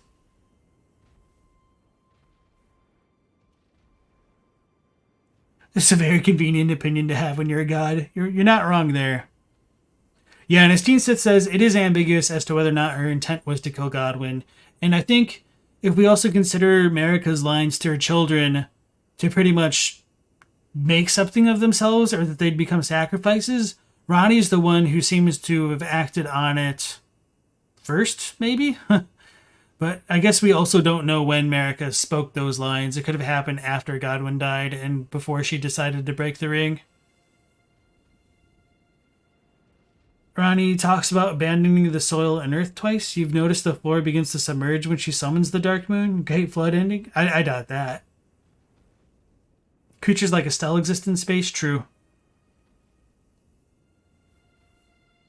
She was doing something possibly horrible. Alright, so let's go ahead and move on to her ending dialogue real quick. Which is not going to be real quick, that's a blatant lie. I guess I'll just read it and hold on. I'll paste my stuff into chat and then I'll read like the retail one and then probably read my stuff as well. That's really annoying that it's like breaking the line breaks, so the words are just kind of running together, but whatever. Alright, so this one is extremely difficult to translate with like the final couple lines, just because it's so oddly written. Anyway, in the official localization is, the battle is over, I see. I do solemnly swear to every living being and every living soul, now cometh the age of the stars, 1,000-year voyage under the wisdom of the moon. Here beginneth the chill night that encompasses all, reaching the great beyond, into fear, doubt, and loneliness, as the path stretches into darkness. Well then, shall we, my fair consort, eternal, and then she has some other, like, alternate dialogue right there I'm not worried about. So, mine stuff is, it's all over then. She's talking about the battle. I proclaim to all life, to all souls, from here on it is the age of the stars. An age-long journey under the way of the moon. Everyone should consider the chill night far, far away. Fear, doubt, and loneliness await the dark path ahead. Well, shall we go, my Lord Eternal. So, they're pretty similar, although I think what I wrote right here just refocuses the part about like fear, doubt, and loneliness being more of a self-referential line of dialogue. I'm not entirely sure if that's how it's actually supposed to be read, just because this is so poetic that it can be argued probably, but I believe Ranni is unsure about her own order and that she's kind of making this voyage as like a maiden voyage, so to speak. So she's trying to figure it out as she goes along with her order and trying to instill the principles that she would have in the universe. So the way that I read it in this example, she's much more unsure. And so she's kind of looking to you to have that kind of guidance and like a pillar of support which she can rely on as her Elden Lord, which I think is quite nice and just doesn't come quite across as well in English. So going back to the official localization here, when she says it's 1,000-year voyage under the wisdom of the moon, that 1,000-year voyage is like literally what the kanji says. Although I think in this context, it's not supposed to be taken literally, which is why I wrote down like an age-long journey rather than like 1,000-year journey. But it's essentially like kind of the same thing, but not literal. And what do I have there? Oh, so here beginneth the chill night that encompasses all, reaching the great beyond. So reaching the great beyond, I think that part is pretty different from the way that I have it, where it says she's trying to tell everyone in her proclamation that it's going to be the age of the stars, so they should consider the order having ended and the order is moving far, far away. And that's probably the biggest difference. And since she's taking the order away from her, like away from the lands between, that's why she's uncertain about everything. So she turns to us. So hopefully that makes sense. You feel like there are characters who've done far worse for less sympathetic reasons than Ranni, maybe killing Godwyn on purpose. Shadow government, considering the order in Elden Ring is not just religion but actual tangible power. But then what would the guidance of the moon be? Probably just to like let things live their lives as naturally as possible without having to worry about the meddling of the order or meddling over the order. Trent asks, you think you saw somewhere that All Souls DLCs involve some kind of time travel? If true, do you think we could see that in Shadow of the Erdtree? Well, that's not entirely true because you don't exactly time travel in all of Dark Souls 2's DLCs, and you definitely don't time travel in Ashes of Ariandel. So if they did do some time travel shenanigans, I wouldn't be surprised. I feel like dream type shenanigans are the most natural route for them to go this time around though. But we'll see.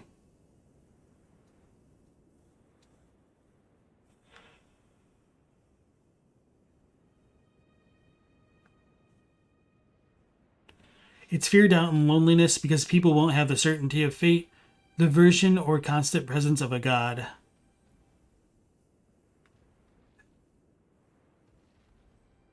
You think I'm being extremely optimistic? I think Ranni is being optimistic.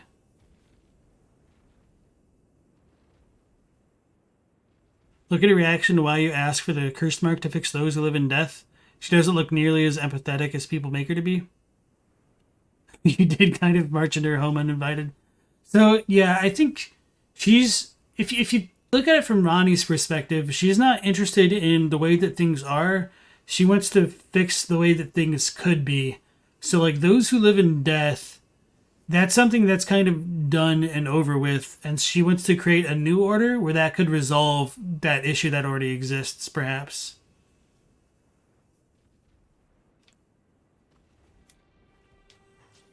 Alright, so that's pretty much Ranni's questline, with the one standing Carian weed being EG. Oh yeah, I forgot to show like all the corpses of the Black Knife Assassins by Blythe.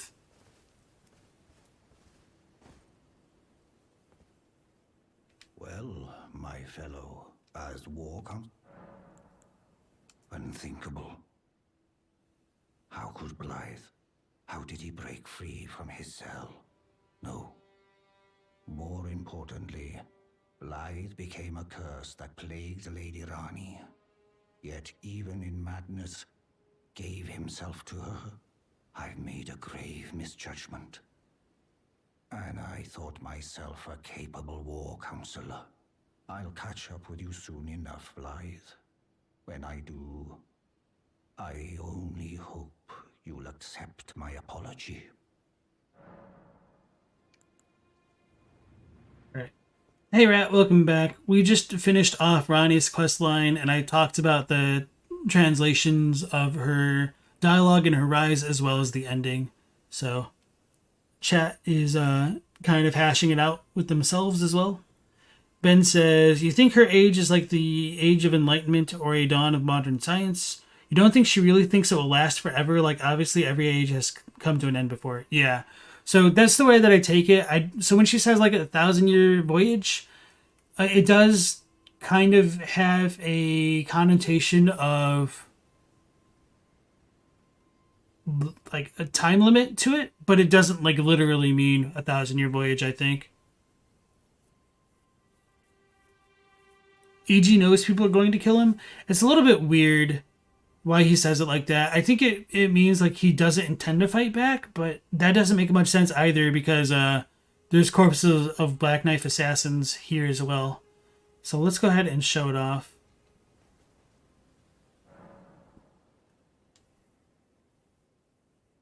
Our boy isn't on fire. So they added that in. Interesting. Like, I just thought it was more of a visual glitch that it wasn't like red flame. So it's kind of even stranger that they added black flame specifically. So yeah, EG's we've got one, I think 3 total. Hold on. I didn't need to jump. EG's confession. I don't remember that being a thing. Wait, they also added more Black Knife Assassin bodies in retail. Because I thought there was 3. There's like the one over there, and then like one here, I think. And like another one like right here. So they messed with him a little bit.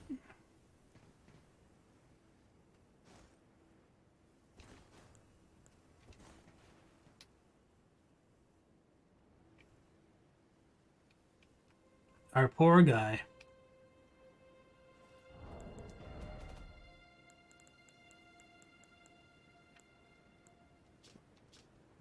Letter of confession found on EG's corpse.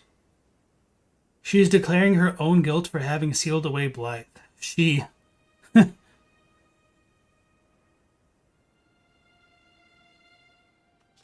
Okay. Hey, Pony Boy, welcome back in. Yeah, Teen Sith says, Celovis literally says she's gentle-hearted in his dialogue. Even beyond that, I think her goal is altruistic, and in order to make that kind of altruistic type utopia, she had to do some evil things. Well, morally gray things. Like, that's the only way to make a new order, it seems.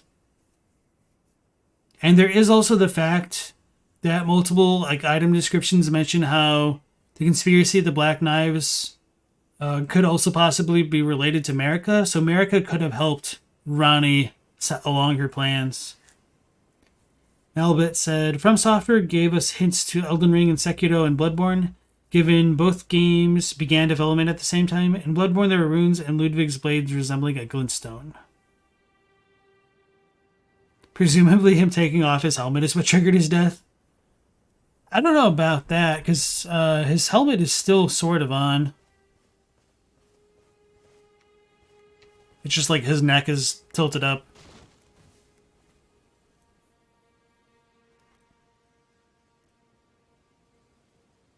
Too many spoilers? Yeah, this is a very spoiler-heavy stream, Mayo.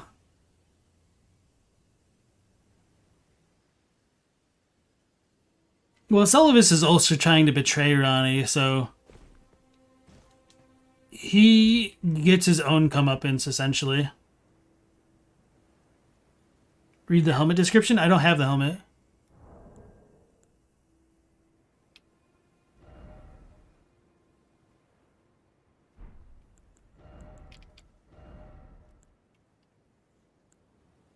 So we should have gotten his hammer, right?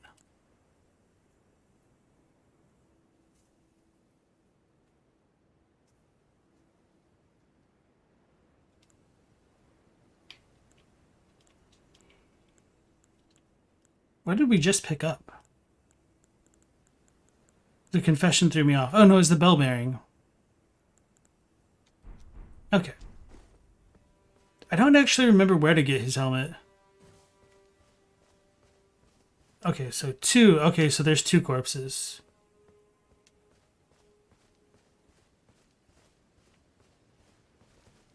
Wasn't it on the anvil? No, we just got his bell bearing. And the confession. Yeah. Didn't Marika destroy the Elden Ring in despair over her son's death, though? Perhaps. Does his helmet have beeswax or resin on it? I don't think so. He's not Go. Or Goff.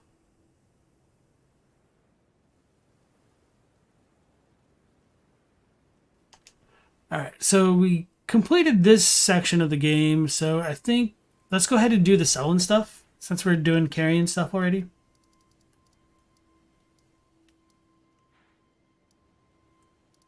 Oh no, let's talk to her real body. Well, her real projection. It's in a catacomb, probably.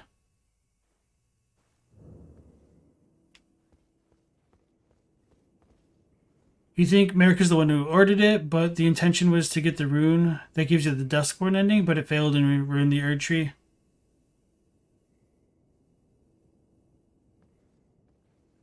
Ranni ruined the Rune of Death Prince, and Mogun ruined Mikola making a new tree. So you think Marika ended herself and the Order just kept her body going.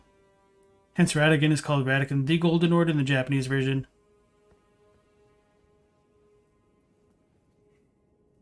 There you are, my apprentice. Shall we commence the lesson?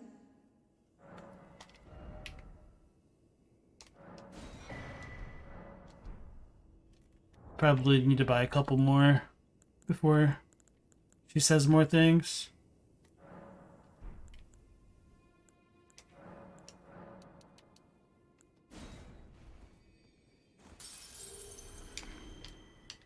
You wish to continue the lesson? Very well. I have time aplenty. That wasn't as much as I thought. Okay, Glintstone Stars, Arc Shield.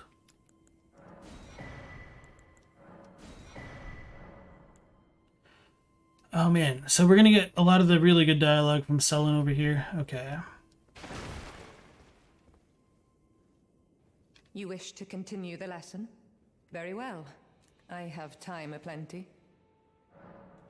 Our art draws upon the powers embedded in Glintstone. But what is the nature of such power? Glintstone is the amber of the cosmos. golden amber contains the remnants of ancient life and houses its vitality, while glintstone contains residual life and thus the vitality of the stars. It should not be forgotten that glintstone sorcery is the study of the stars and the life therein, a fact lost on most sorcerers these days. So that's pretty much the most info that we're given about glintstone, and I think it should be treated with a small grain of salt because Sellen ends up getting got by her own ignorance of glintstone, and we don't exactly know what the difference is between like the vitality of the stars and what else she said in English about like its essence. With it being the amber of the cosmos, that's kind of an interesting line because amber literally comes from the sap of trees. So is there another kind of cosmic tree which gave us glintstone before the Erd tree?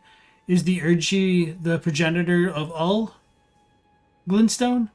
I think it's possible to read the founding reign of stars description and believe it to coincide with the Elden stars description, in that the astrologer who glimpsed the primeval current made it become reality essentially, and it becoming a reality could have allowed or summoned the Elden Ring to fall into the lands between. But that's also some very dubious headcanon that, you know, should be taken as far as you can throw it. What does residual life mean in Japanese? So it's really weird. I did look at those lines, and they're kind of close to what it says in English. Like, the difference is like residual life and the vitality thing is really kind of negligible, so it's really vague in Japanese. I don't remember exactly what it was off the top of my head, though. You can give scrolls to Sellen in her bowl form, and she only turns into it after you tell her where Lusat's body is, so it's likely she did this to herself. Oh no, I totally think she did it to herself. You wish to continue the lesson? Very well. I have time aplenty. Let's go to the site and rest. She might give us more info this time. A lot of people assume it's a failure or undesirable outcome, but you're not so sure about that. I think the way that she says, like, my apprentice, and she's kind of, like, gurgling about it, and the way that it was considered, like, a taboo form of research, I think there's a lot of contextual evidence to point to it being a screw-up on her part.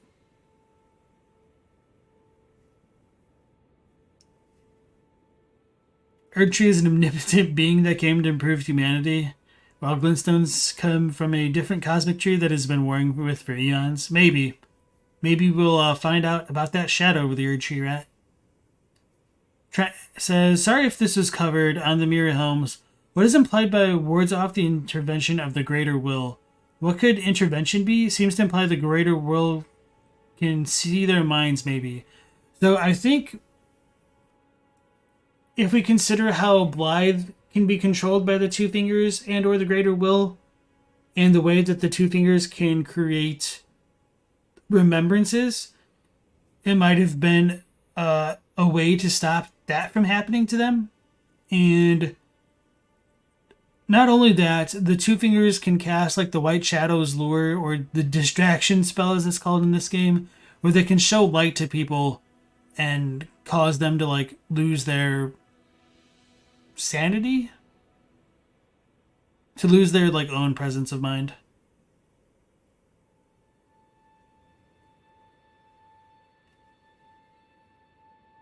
Why would you use glintstone crowns on something that seems a failure? Why would you make a failure into the symbol of your school? So there's no. There's a difference between what she's doing with like the grafting people into Graven School masses versus like glintstone research in general. Like, Sellen's issue is that she's studying the primeval current, which is the taboo, and more specifically, like, her Graven School form of it. So I don't think, like, glintstone itself is the taboo. It's, like, probably trying to pseudo-graft things together is the taboo. Is a way to, like, circumvent death and rebirth. You think the grounds of the Graven School and the Graven Schools contain the actual heads of the sorcerers? Maybe. Because it doesn't make much sense for Topes to be like, oh, I couldn't believe that the illustrious Sellen could do such a thing with the like whole Graven School masses if it wasn't a grotesque type of action to begin with. Like, why would they kick her out unless you're just too dang good? There you are, my apprentice. Shall we? Oh yeah, I'm an idiot. I never actually talked to Azur. I just got the site unlocked.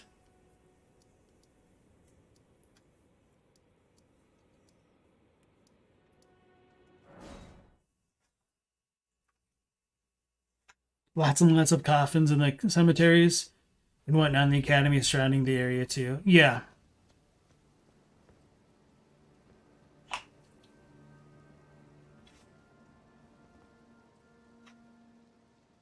So one of the cooler things about Azur and Lusat is that they will like open their hands to give you their spells.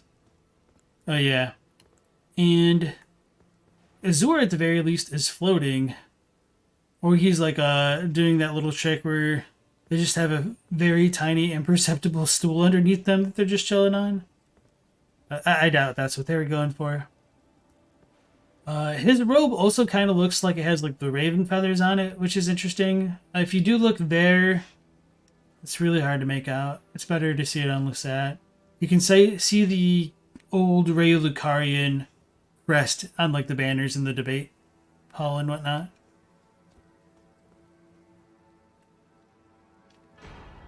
Dark Bolide. Bolide? I don't know.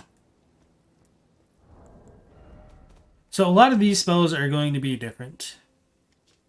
Release magic from within into a powerful stream. So this is kind of like the Elden Ring version of Soul Geyser, which might be kind of a pseudo-intentional reference. But now that we've got that, we could go back to Sellen, and she should tell us a little bit more. If they saw the Graven School as such a failure, why did they make it the symbol of their school?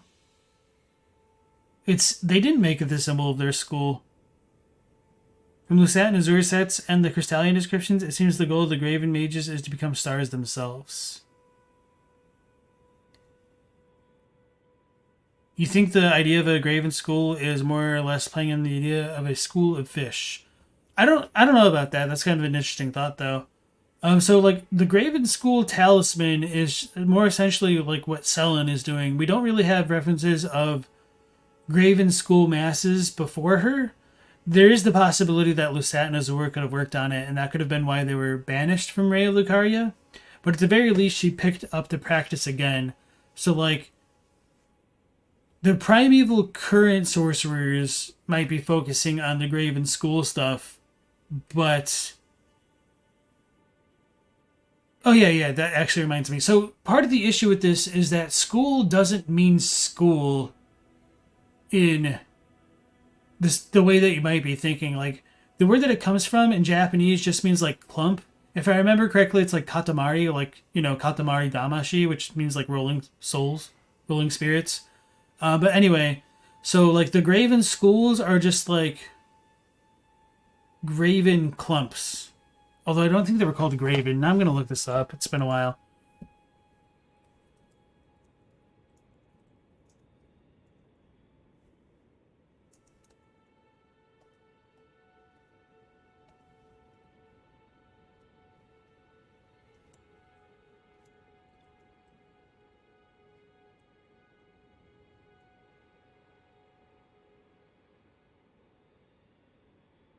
Oh no, I was wrong. It's not clump, at least in this one. It's like sphere, like Q. How did you see Q? So like sorcerer ball talisman.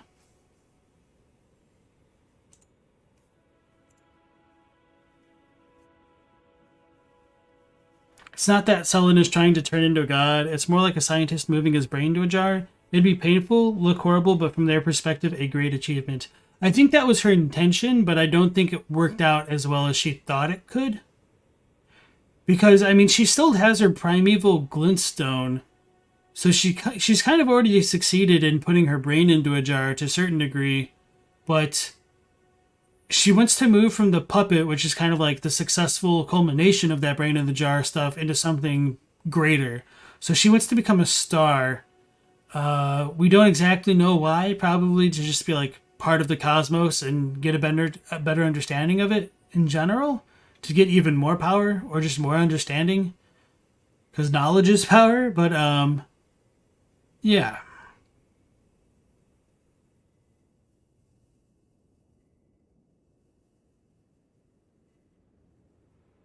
Yeah, I'm not going to deny that there's like graven schools and whatnot on the way to the consecrated snowfields, but it's not like the end result. Like that's not what the whole school was trying to get to. That's not their end goal. At least not the whole entirety of Ray Lucari. It really just seems more like the primeval glintstone sorcerers, more specifically related to Sellen. There you are, my apprentice. Shall we commence the lesson? What's this sorcery, my apprentice? Ah, then you have seen Master Azure. Master Azure was a founding glintstone sorcerer, and my first teacher. A stern judge of men. But he must have seen something in you. You make us both proud. We can speak more later, my apprentice. I like that she says he must have seen something in you, and you can like literally come to him with like 8 intellect. Alright. Spoondudger says, I say to fear the old lore, but isn't this version considered old lore? Well, when you say it that way, doesn't that just kind of justify what I say about fearing the old lore? To fear the descendant of America and its spirit ashes? We need to understand the old lore to fear it, Spoonbender. By the gods, fear it. You wish to continue the very well. If you recall, I was exiled from the Academy of Rea Lucaria. It was for attempting to restore the primeval current of glintstone sorcery. The toothless pedantry peddled by the Carian royal family can rot for all I care. I want glintstone sorceries that open our minds, unbound by terrestrial taboos, no matter what we give in return. My apprentice, I presume nothing. Teacher and student are not bound to tread the same path. But hear me out, my apprentice. I need your help to restore the primeval current of glintstone sorcery. Perhaps this is a journey we could take together. Forgive me, it was an outlandish idea to begin with, and I fear quite presumptuous of me as well. Don't give it another thought, my apprentice. Really, my apprentice, you must have given this quite some thought.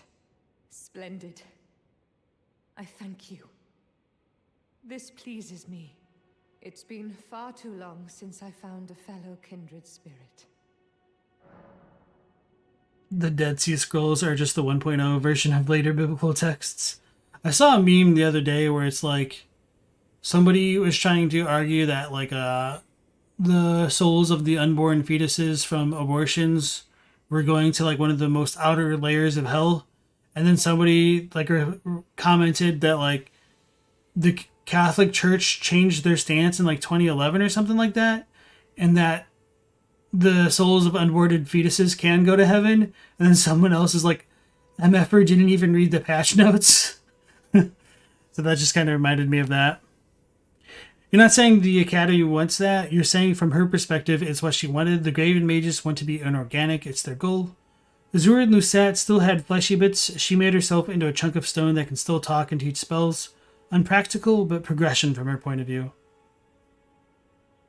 Maybe, but I feel like despite that, it was a little bit against, not, it's something that she didn't expect would work out the same, that it, geez, let me speak properly. It didn't work out quite the way she originally intended, I think, is the my takeaway from her experiments. Yeah, she does want to progress no matter what is required of her However, I wouldn't consider that form of the Graven School mass a like. I wouldn't consider that progress because there's so many others of them. It's just the same as all the others, except this one has Sellen's witch mask face in it. Which is kind of why I'm against that idea in general. I was trying to go for the cheeky backstab. So we got Battlemaster Huges over here. Huge. Beast Blood. I was thinking maybe of trying to use... what's it called?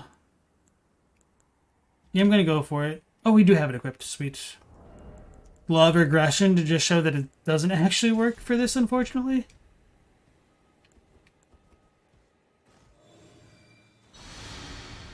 It does? Okay, I've tried this before and it didn't work.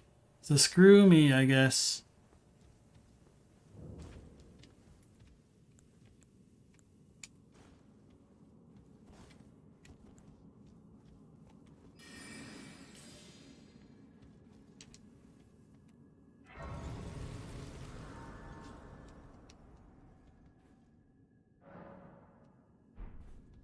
People will assume she would sacrifice others, but not herself.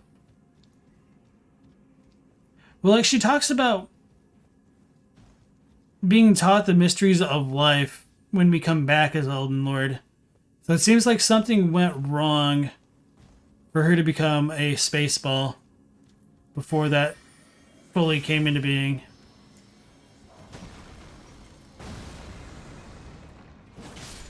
Oh, I was not expecting to one-shot him.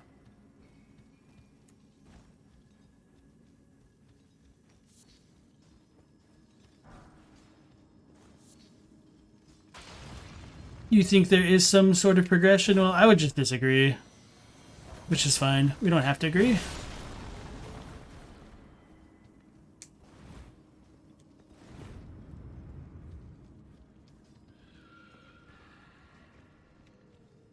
I seem a lot louder this time around.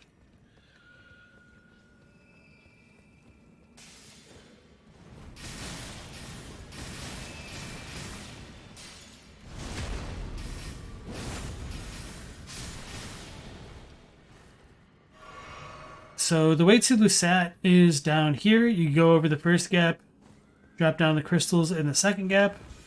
There's going to be some snails back there. Maybe no. Just the dudes over here. The dudes being one dude, really. And so here's the thing that I always point out as I think being the kind of inspiration for Radagon's seal. Although it doesn't actually have the wall on it this time, which is kind of cool. So it gives you a bit of a better look into what Radagon's Elden Rune is based on, I think.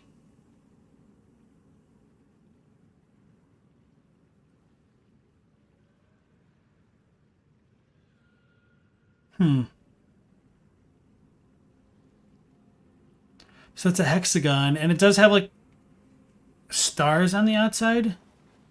And they were kind of reminding me of the things that you'd see on, like, the Sellen crest and, like, the portal one that drops the silver tears.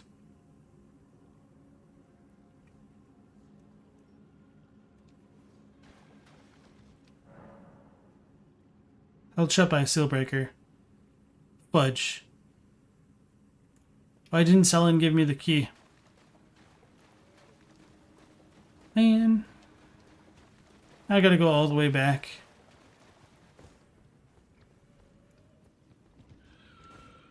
Maybe I just didn't exhaust her dialogue.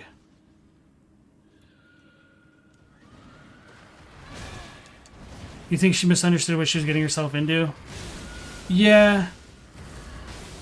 I feel like she probably overestimated her own abilities or misunderstood something about the nature of glintstone and whatnot and thought she could, like, harness it. But it's a very FromSoft thing to do where it's like the more intelligent you become, the closer to madness you become, and you kind of become consumed with that madness in one way or the other. So like this happens all the time. I think something like that happens to Sage Frake and Demon Souls. It happens to... I guess it doesn't really happen to Yuria, but she kind of gets that way. What's his face in Dark Souls 3? That definitely happens too. Happens to Sellen in this game.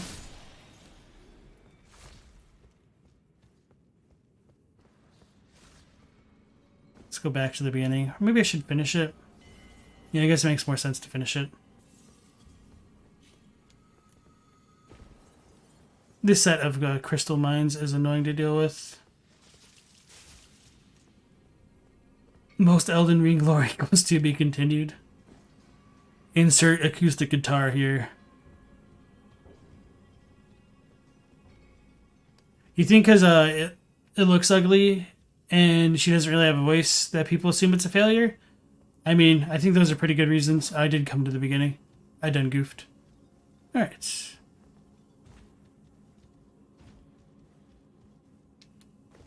A moon and a star on top? What's that thing on the underground? We'll need to look at it later. Yeah, as Vision of the Old, or Voice of the Old One says, it's a pretty common theme in FromSoft's games for characters to try to gain power in ways they don't completely understand, and it drives them crazy. Exactly. And I think it's just really thematic for that to happen to Sellen as well. Yeah, Logan's another good example. Orbeck of Vinheim, that's the name I can think of. You always assumed Logan was possessed by Seath.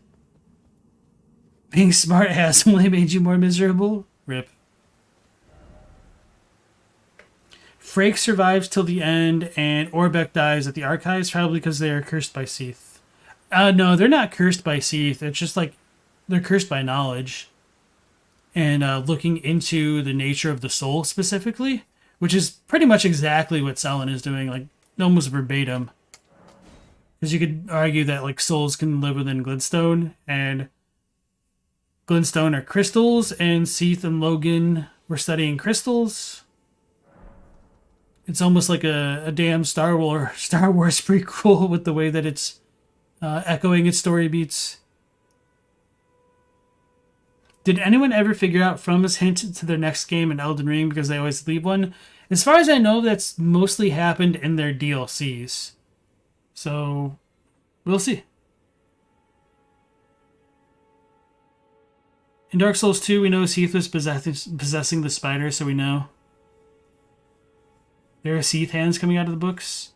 I mean, it's not really just Seath, it's just there's souls and crystals.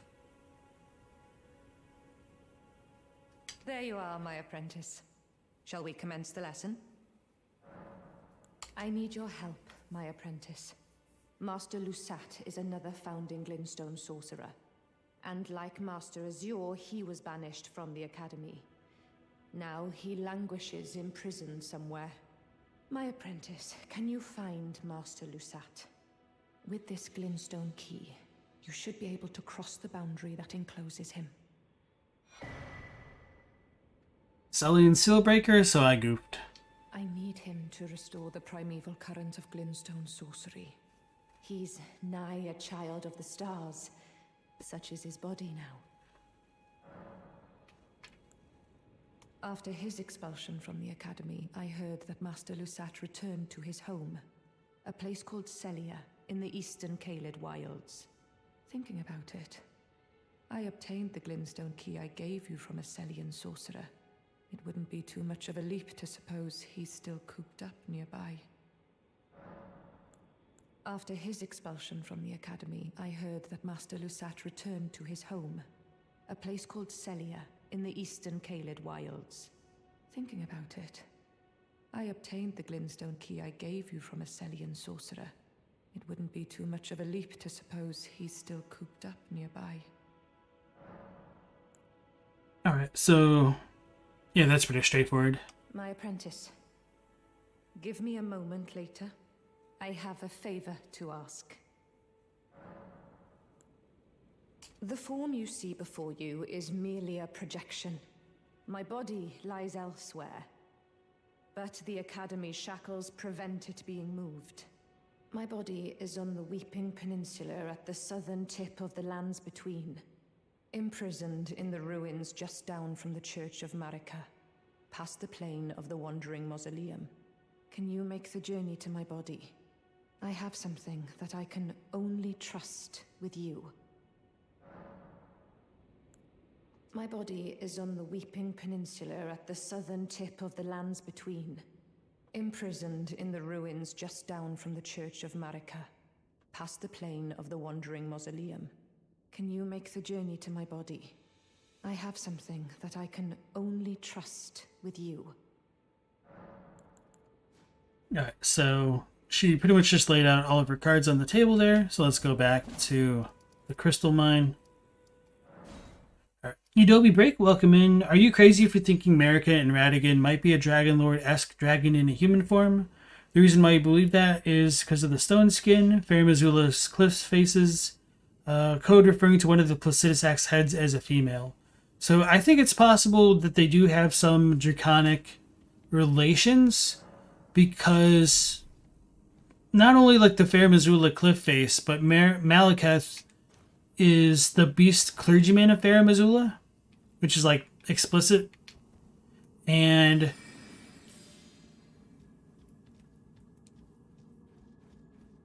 if Fair Missoula was like home of the dragons to a certain degree, it would make sense that Marika, who is older than Maliketh, must have like some passing familiarity with the dragons as well.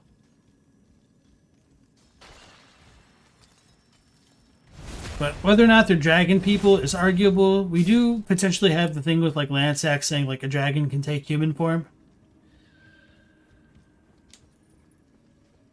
And if they are dragonoids, it's a little bit unfortunate that we don't see like more draconic based attacks. Although you might be able to argue about the Elden Ring and the Elden Beast rather.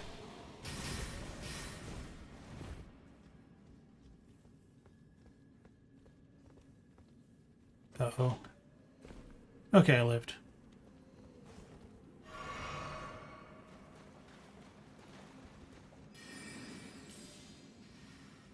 Purging stones are just pearls from man-eater clams made from human bones that works by transferring curses from one body to another, so you don't know how similar they are to scales. So, scales are definitely different. I think crystals predated Seath's research because he stole the dragon's crystal to give himself immortality. Like, he betrayed the dragons that way. There's also like a bunch of weird stuff where like humans are related to the scales of ancient dragons, because there's arguably ancient dragon scales that appear on the Pus of Ben in Darkness. But I don't want to go too far down like the Dark Souls lore rabbit hole right now.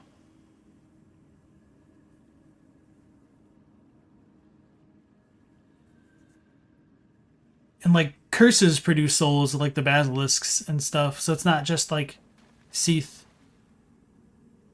Or sorry, curses produce crystals, not souls.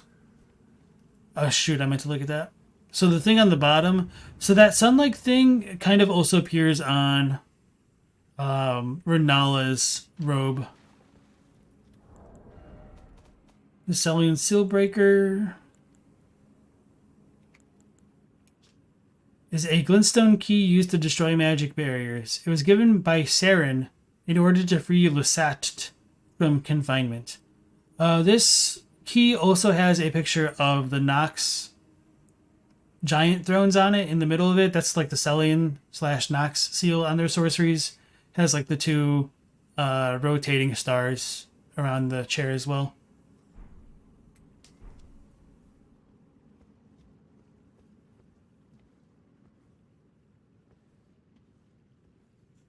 So Lusat gives us like the best vantage point of the old style seal on their robes. Right there, like in the middle of it, kind of next to his hand. Hopefully, if I pull out the telescope, it's not going to do anything, of course. We need a glowstone.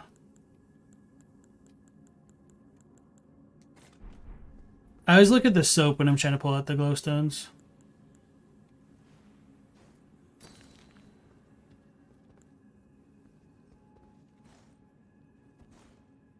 Oops.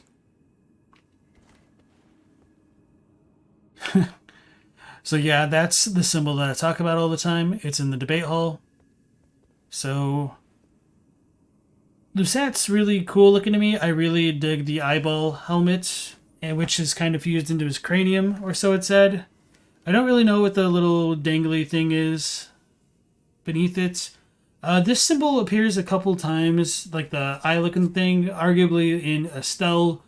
It also shows up on Gideon's staff, where it's like holding an eye, and I don't remember what the staff says, but it's supposed to like symbolize knowledge, but it's kind of like an Estelle type eye. And he's covered in glintstone. It really bothers me that this one's Lusat and Azur's the other one, because Azur is blue like this, Azure. And Lusatite doesn't really look like this, but whatever. Either way.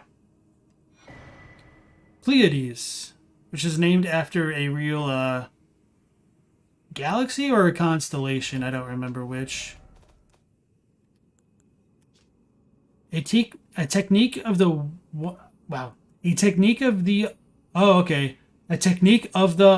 enchanted knights who serve the Karya family, lords of Rea Lucaria, a glintstone sorcery, forms a faintly shining sword and thrusts its magic blade. The Karya family looks to the moon for protection, and this sword is a blade of moonlight. So it looks like Adula's blade, maybe, or one of the Karyan ones got like copy and pasted there. Thrust with faintly shining sword.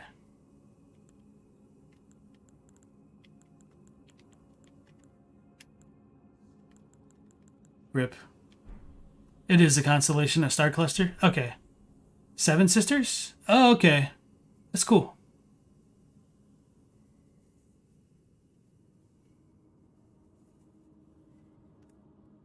And this dude also has like feathers coming off his robes, as Kolo kinds of points out. So maybe a potential relation to like Ravenmount or Deathbirds or something along those lines in more ancient times. Because one of these two founded the oldest conspectus of the Rea Lucarian Academy, but I always forget which one did it. Maybe one of these days I'll remember. Oh yeah, I was going to warp out, but I realized we didn't clear out the tunnel, so I can't. Yeah, his eye does look like the one in Estelle and the Falling Star Beasts. We already have his staff. It's in Celia. It's in the chair crypt there.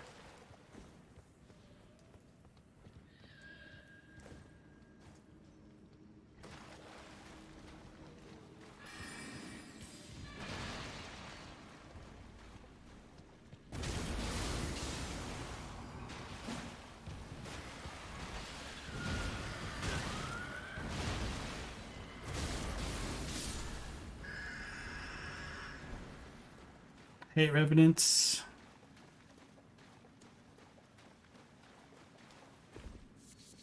So we do get some more silver fireflies in the Stark Cave with all the glintstone. So kind of a byproduct of the night.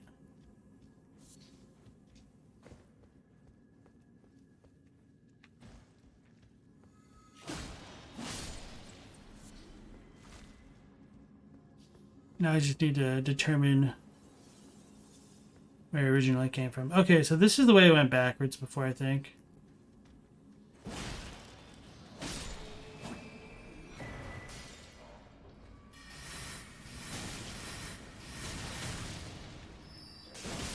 Well, I found the hardsmithing stone I was missing before. Do we think we'll ever get a FromSoft All-Stars game? Maybe get a go-kart racing game? I doubt it. I mean, you could probably argue that Armored Core is their go-kart game.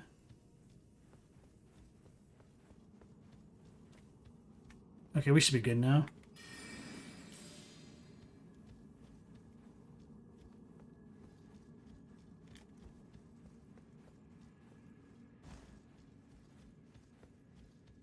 Sweet. There's a bunch of the crystal snails in here as well. I think we gotta go up here. Then up that way to get the secret area.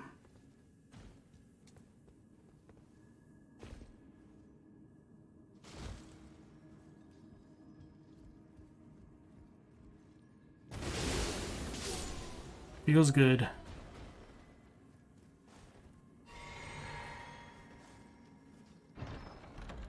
No item. Rip.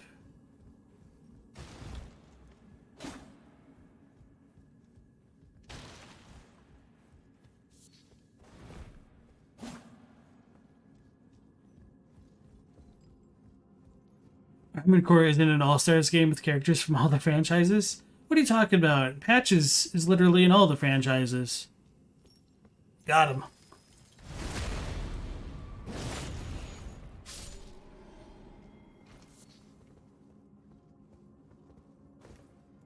Now you just need to be like, oh no, he's not in Sekiro.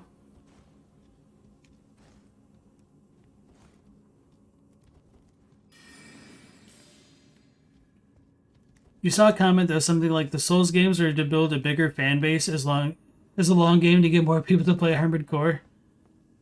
It definitely seems like it.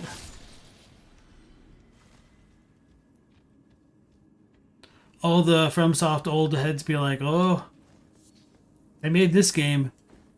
They just need to bring back Armored Core every time a new game releases.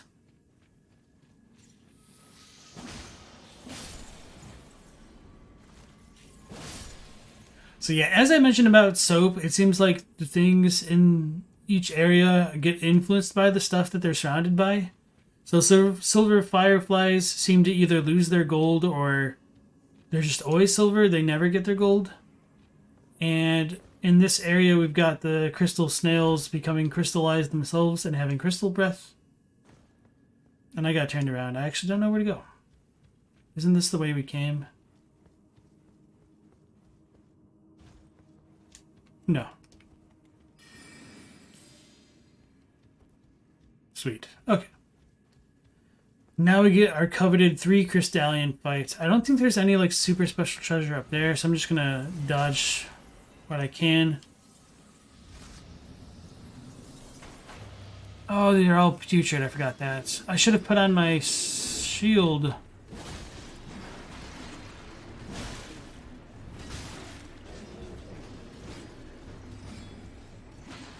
Oh, that's not good. Oh yeah, what am I doing? I thought he was using Dark Bullied. I'm about to be bullied. That is so annoying. This is like some Dark Souls 2 level shenanigans.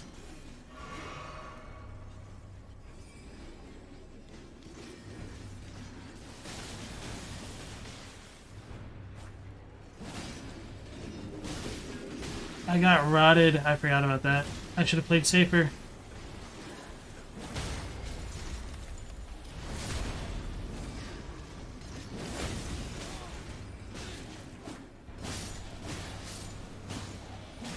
I'm out of stamina. I'm out of stam. Okay, that dude doesn't know what he's aiming at.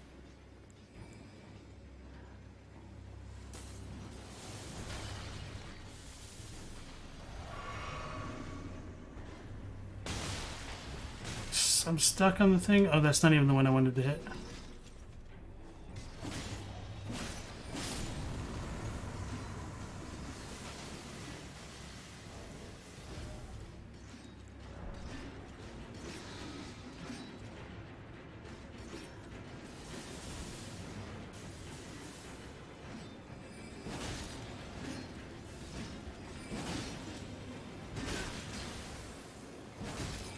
Oh no, that should have been it. Or so I thought.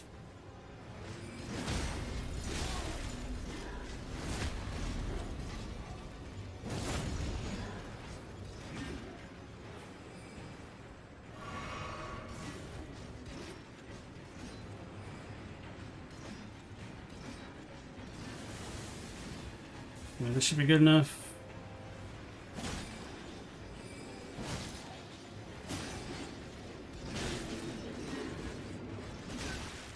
It. Abuse the iframes while we can.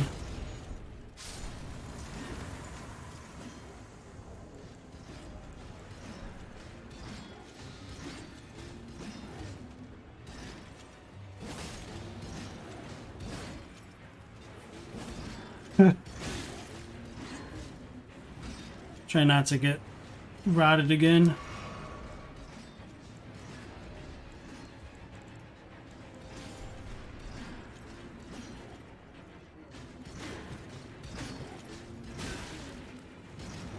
As I get rotted. Oh, I didn't have any stamina. Tragic.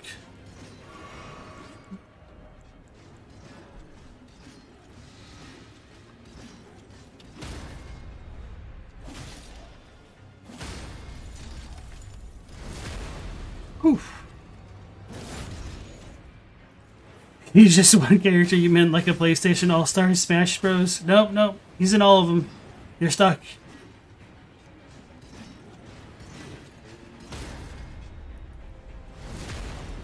Give you Ludwig and a Radon themed mech armored core and you'd be down. That'd be pretty dope.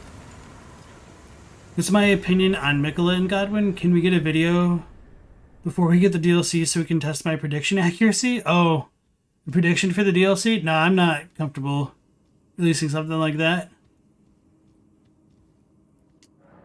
Like, part of me expects them to, like, refine the abundant stuff or just completely go the opposite way with, like, more dream stuff. And like sleep, slumber, and souls, and how they all coincide. They should make another survival horror game. What was the other one that they made, Stella? I'm really bad at like knowing what's in their other catalog.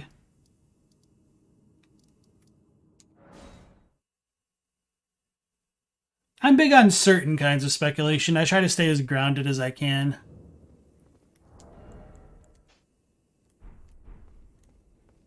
That makes the tangents that much more satisfying. This is why you kill the enemies before entering the boss. Once you fought Maliketh, had red lightning. You thought Maliketh had red lightning powers?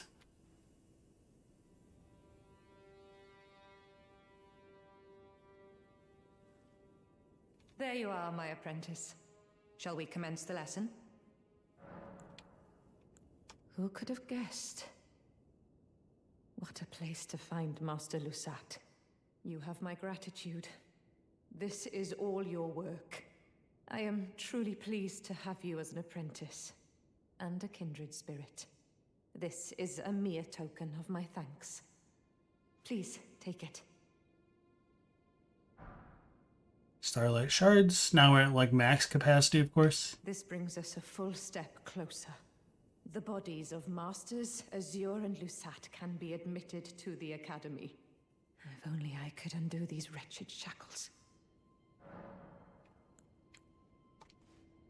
Alright, so let's go on over to the Witchbane Ruins and kill her.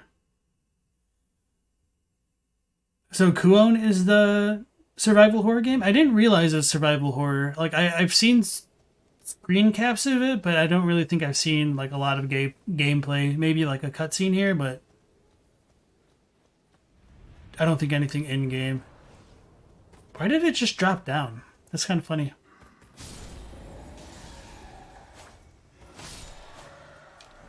Ooh-wee, Tomb Serve coat. That's brilliant.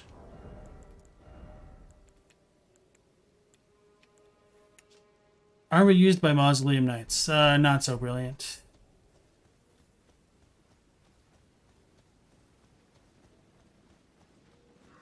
I just want to stomp these dudes. Wait, why did he live? Most powerful Mausoleum soldier.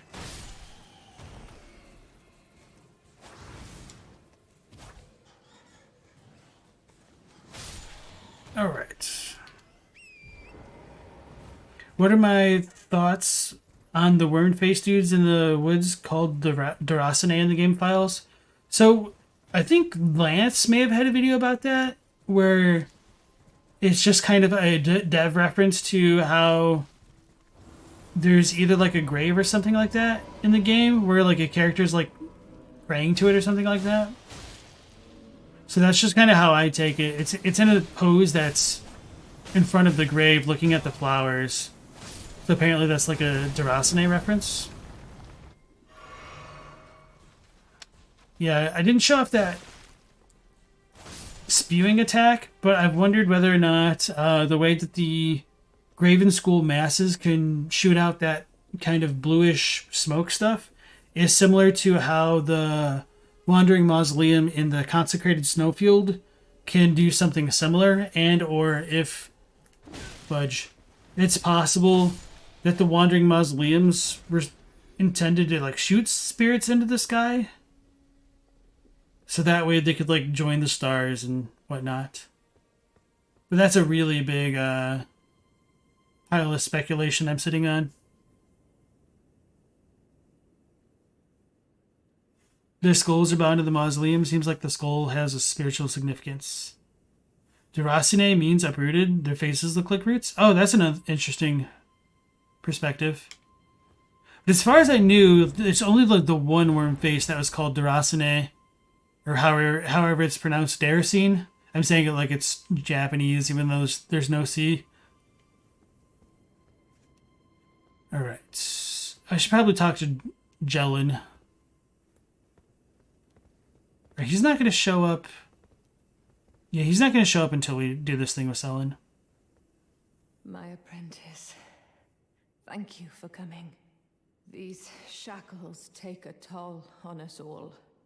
There is something I need you to look after. My primal glintstone. A star has fallen, and my fortunes waver. Someone may come for my life, and so I entrust it with you. Myself. Notice how the crystal thing in her head will glow? Okay, I'll look out for that. So as far as like the heads and stuff go, in Dark Souls 3 we have knights who would like behead themselves, and so they would pour their blood onto like basins to probably symbolically show that they're getting rid of their darkness because it was kind of in the blood. I don't know if that's fully true because, you know, FromSoft having super concrete lore. But there is a strong possibility that like the soul is implanted in the mind/brain in this game, and so with them like cutting off their heads, their spirits live on. I don't know, it's a little bit weird because while the demigods in the Wandering Mausoleums are soulless, they're also slumbering, but the dudes that actually protect the mausoleums are all spirits, so they're different from the demigods on the inside. Oh, grow, not glow. Okay.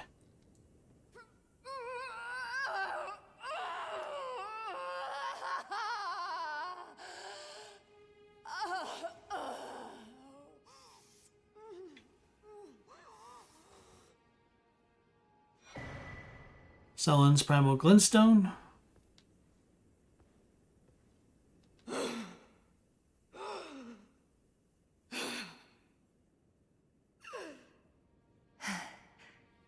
Thank you, my apprentice. This is my essence. Please, treat it with care. What do I think about the soul jewels that the Dung Eaters thought to harvest? Something about the Dhamma that is in the colon? I haven't really looked into that too deeply, to be honest. When you meet her after this, it looks like a pine tree. I think just the puppet in Sullivan's cellar already looks like that. I don't think it grows. Treat it with care, my apprentice. What you hold is my very being. Now, let me look at my footage for the Sellen puppet. Yeah, even when she doesn't have the primal glintstone in that one, the second puppet has like the pine cone looking like stuff. So I think that's just a difference between like the models. Although that's an interesting difference I didn't notice before. All right. Did she say anything else? Treated with care, my apprentice. What you hold is my very being. All right, let's check that out real quick.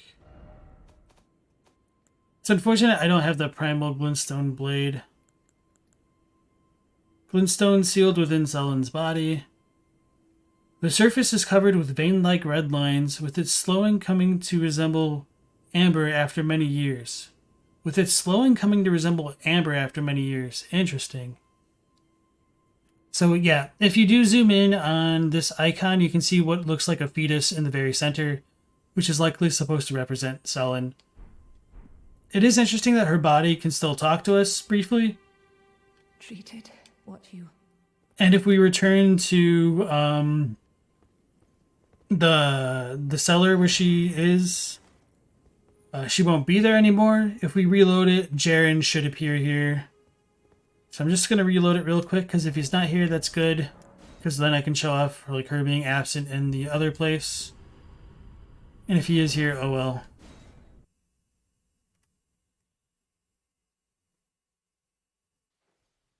Maybe turning ancient changes... Okay, sweet. Changes glintstone to amber. Treated what? Let's go to the thing. Ruined cellar. So there is the possibility that blood can become glintstone, because that's kind of what happens with is it Alberich's stuff? But if not him, definitely like the Thorn Staff of the Guilty.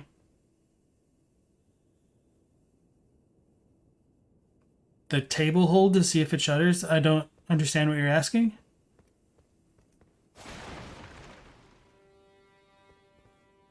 I don't have the Staff of the Guilty.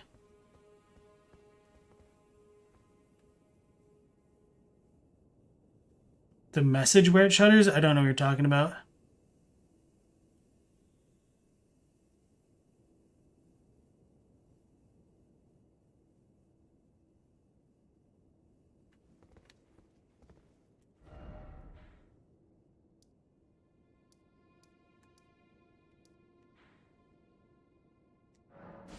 Amber is like the glintstone of the Erd Tree. Yeah, glintstone is then like the neutral amber of the heavens.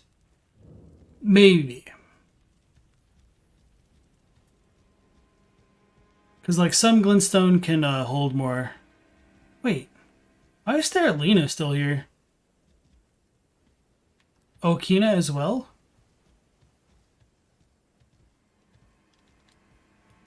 Can't talk to him. Because this is a passive zone, I can't like swing my weapon.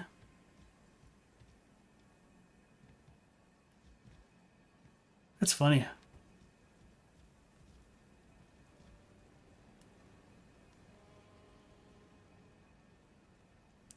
Oh, if you go to the round table hold, the glintstone will send a message that it shudders to let you know that Jaren killed her body. Okay. Let's do that then.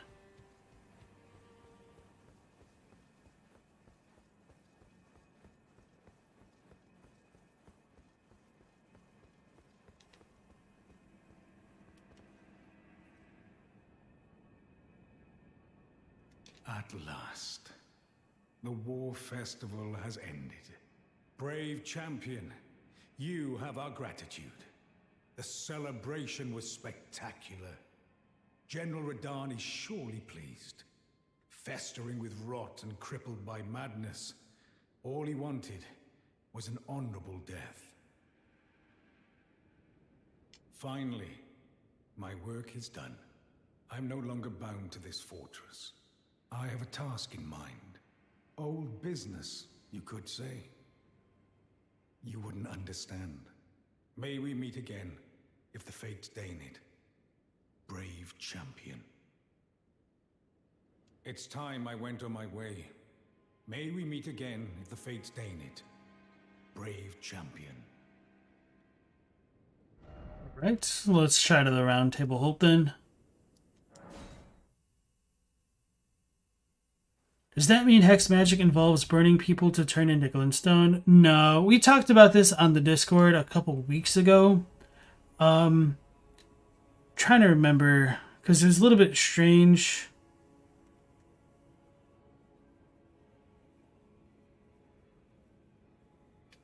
I don't actually remember. Let me look at it real quick. Actually, I'll just ping it to you after this stream. Okay. So yeah, remember, this is the older version of the game where a lot of those quality of life features were definitely not included. So yeah, Jaren should have already gotten Sellen.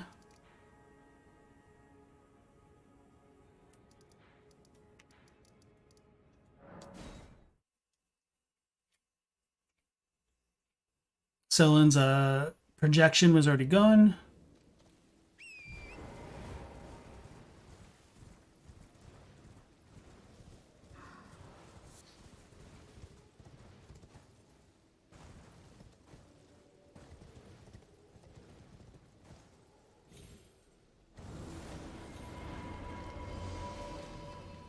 I was gonna avoid dealing with that thing, but I think it's probably better to kill it so it doesn't make like a ton of noise while I'm dealing with Jaren. But now I got this cool arrow sticking out of my head.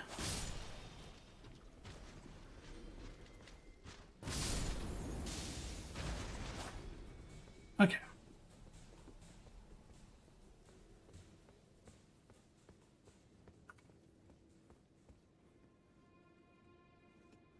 So Jaren isn't here. Maybe they didn't finish this quest. What you... Maybe I just need to give it to her puppet. Okay. We'll do that.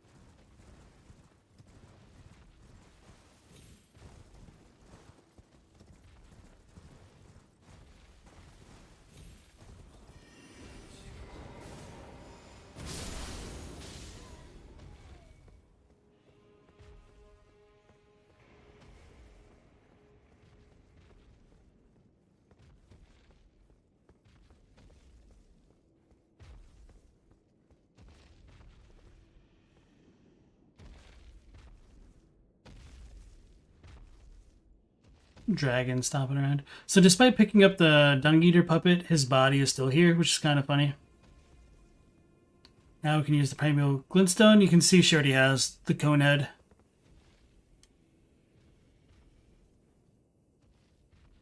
Uh-oh.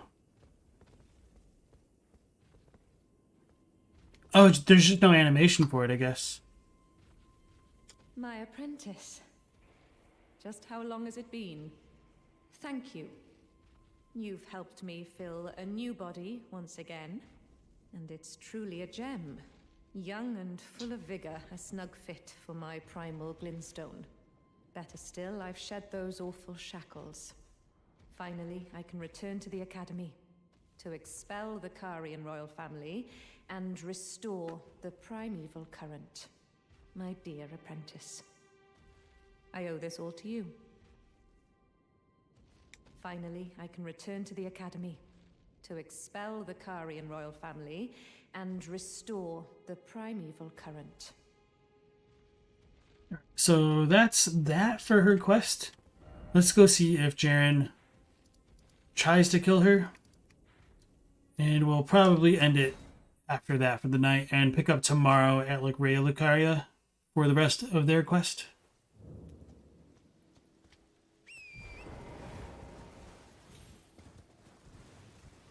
I don't think there's a safe way to drop down this way.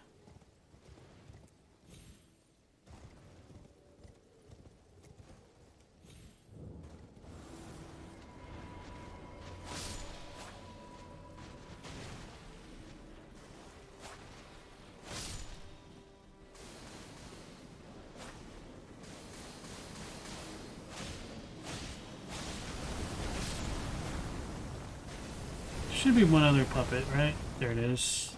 Fudge, I killed all the wrong ones.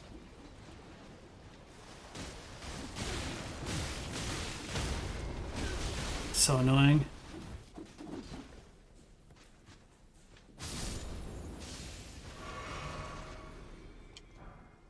Hey, marionette soldier armor.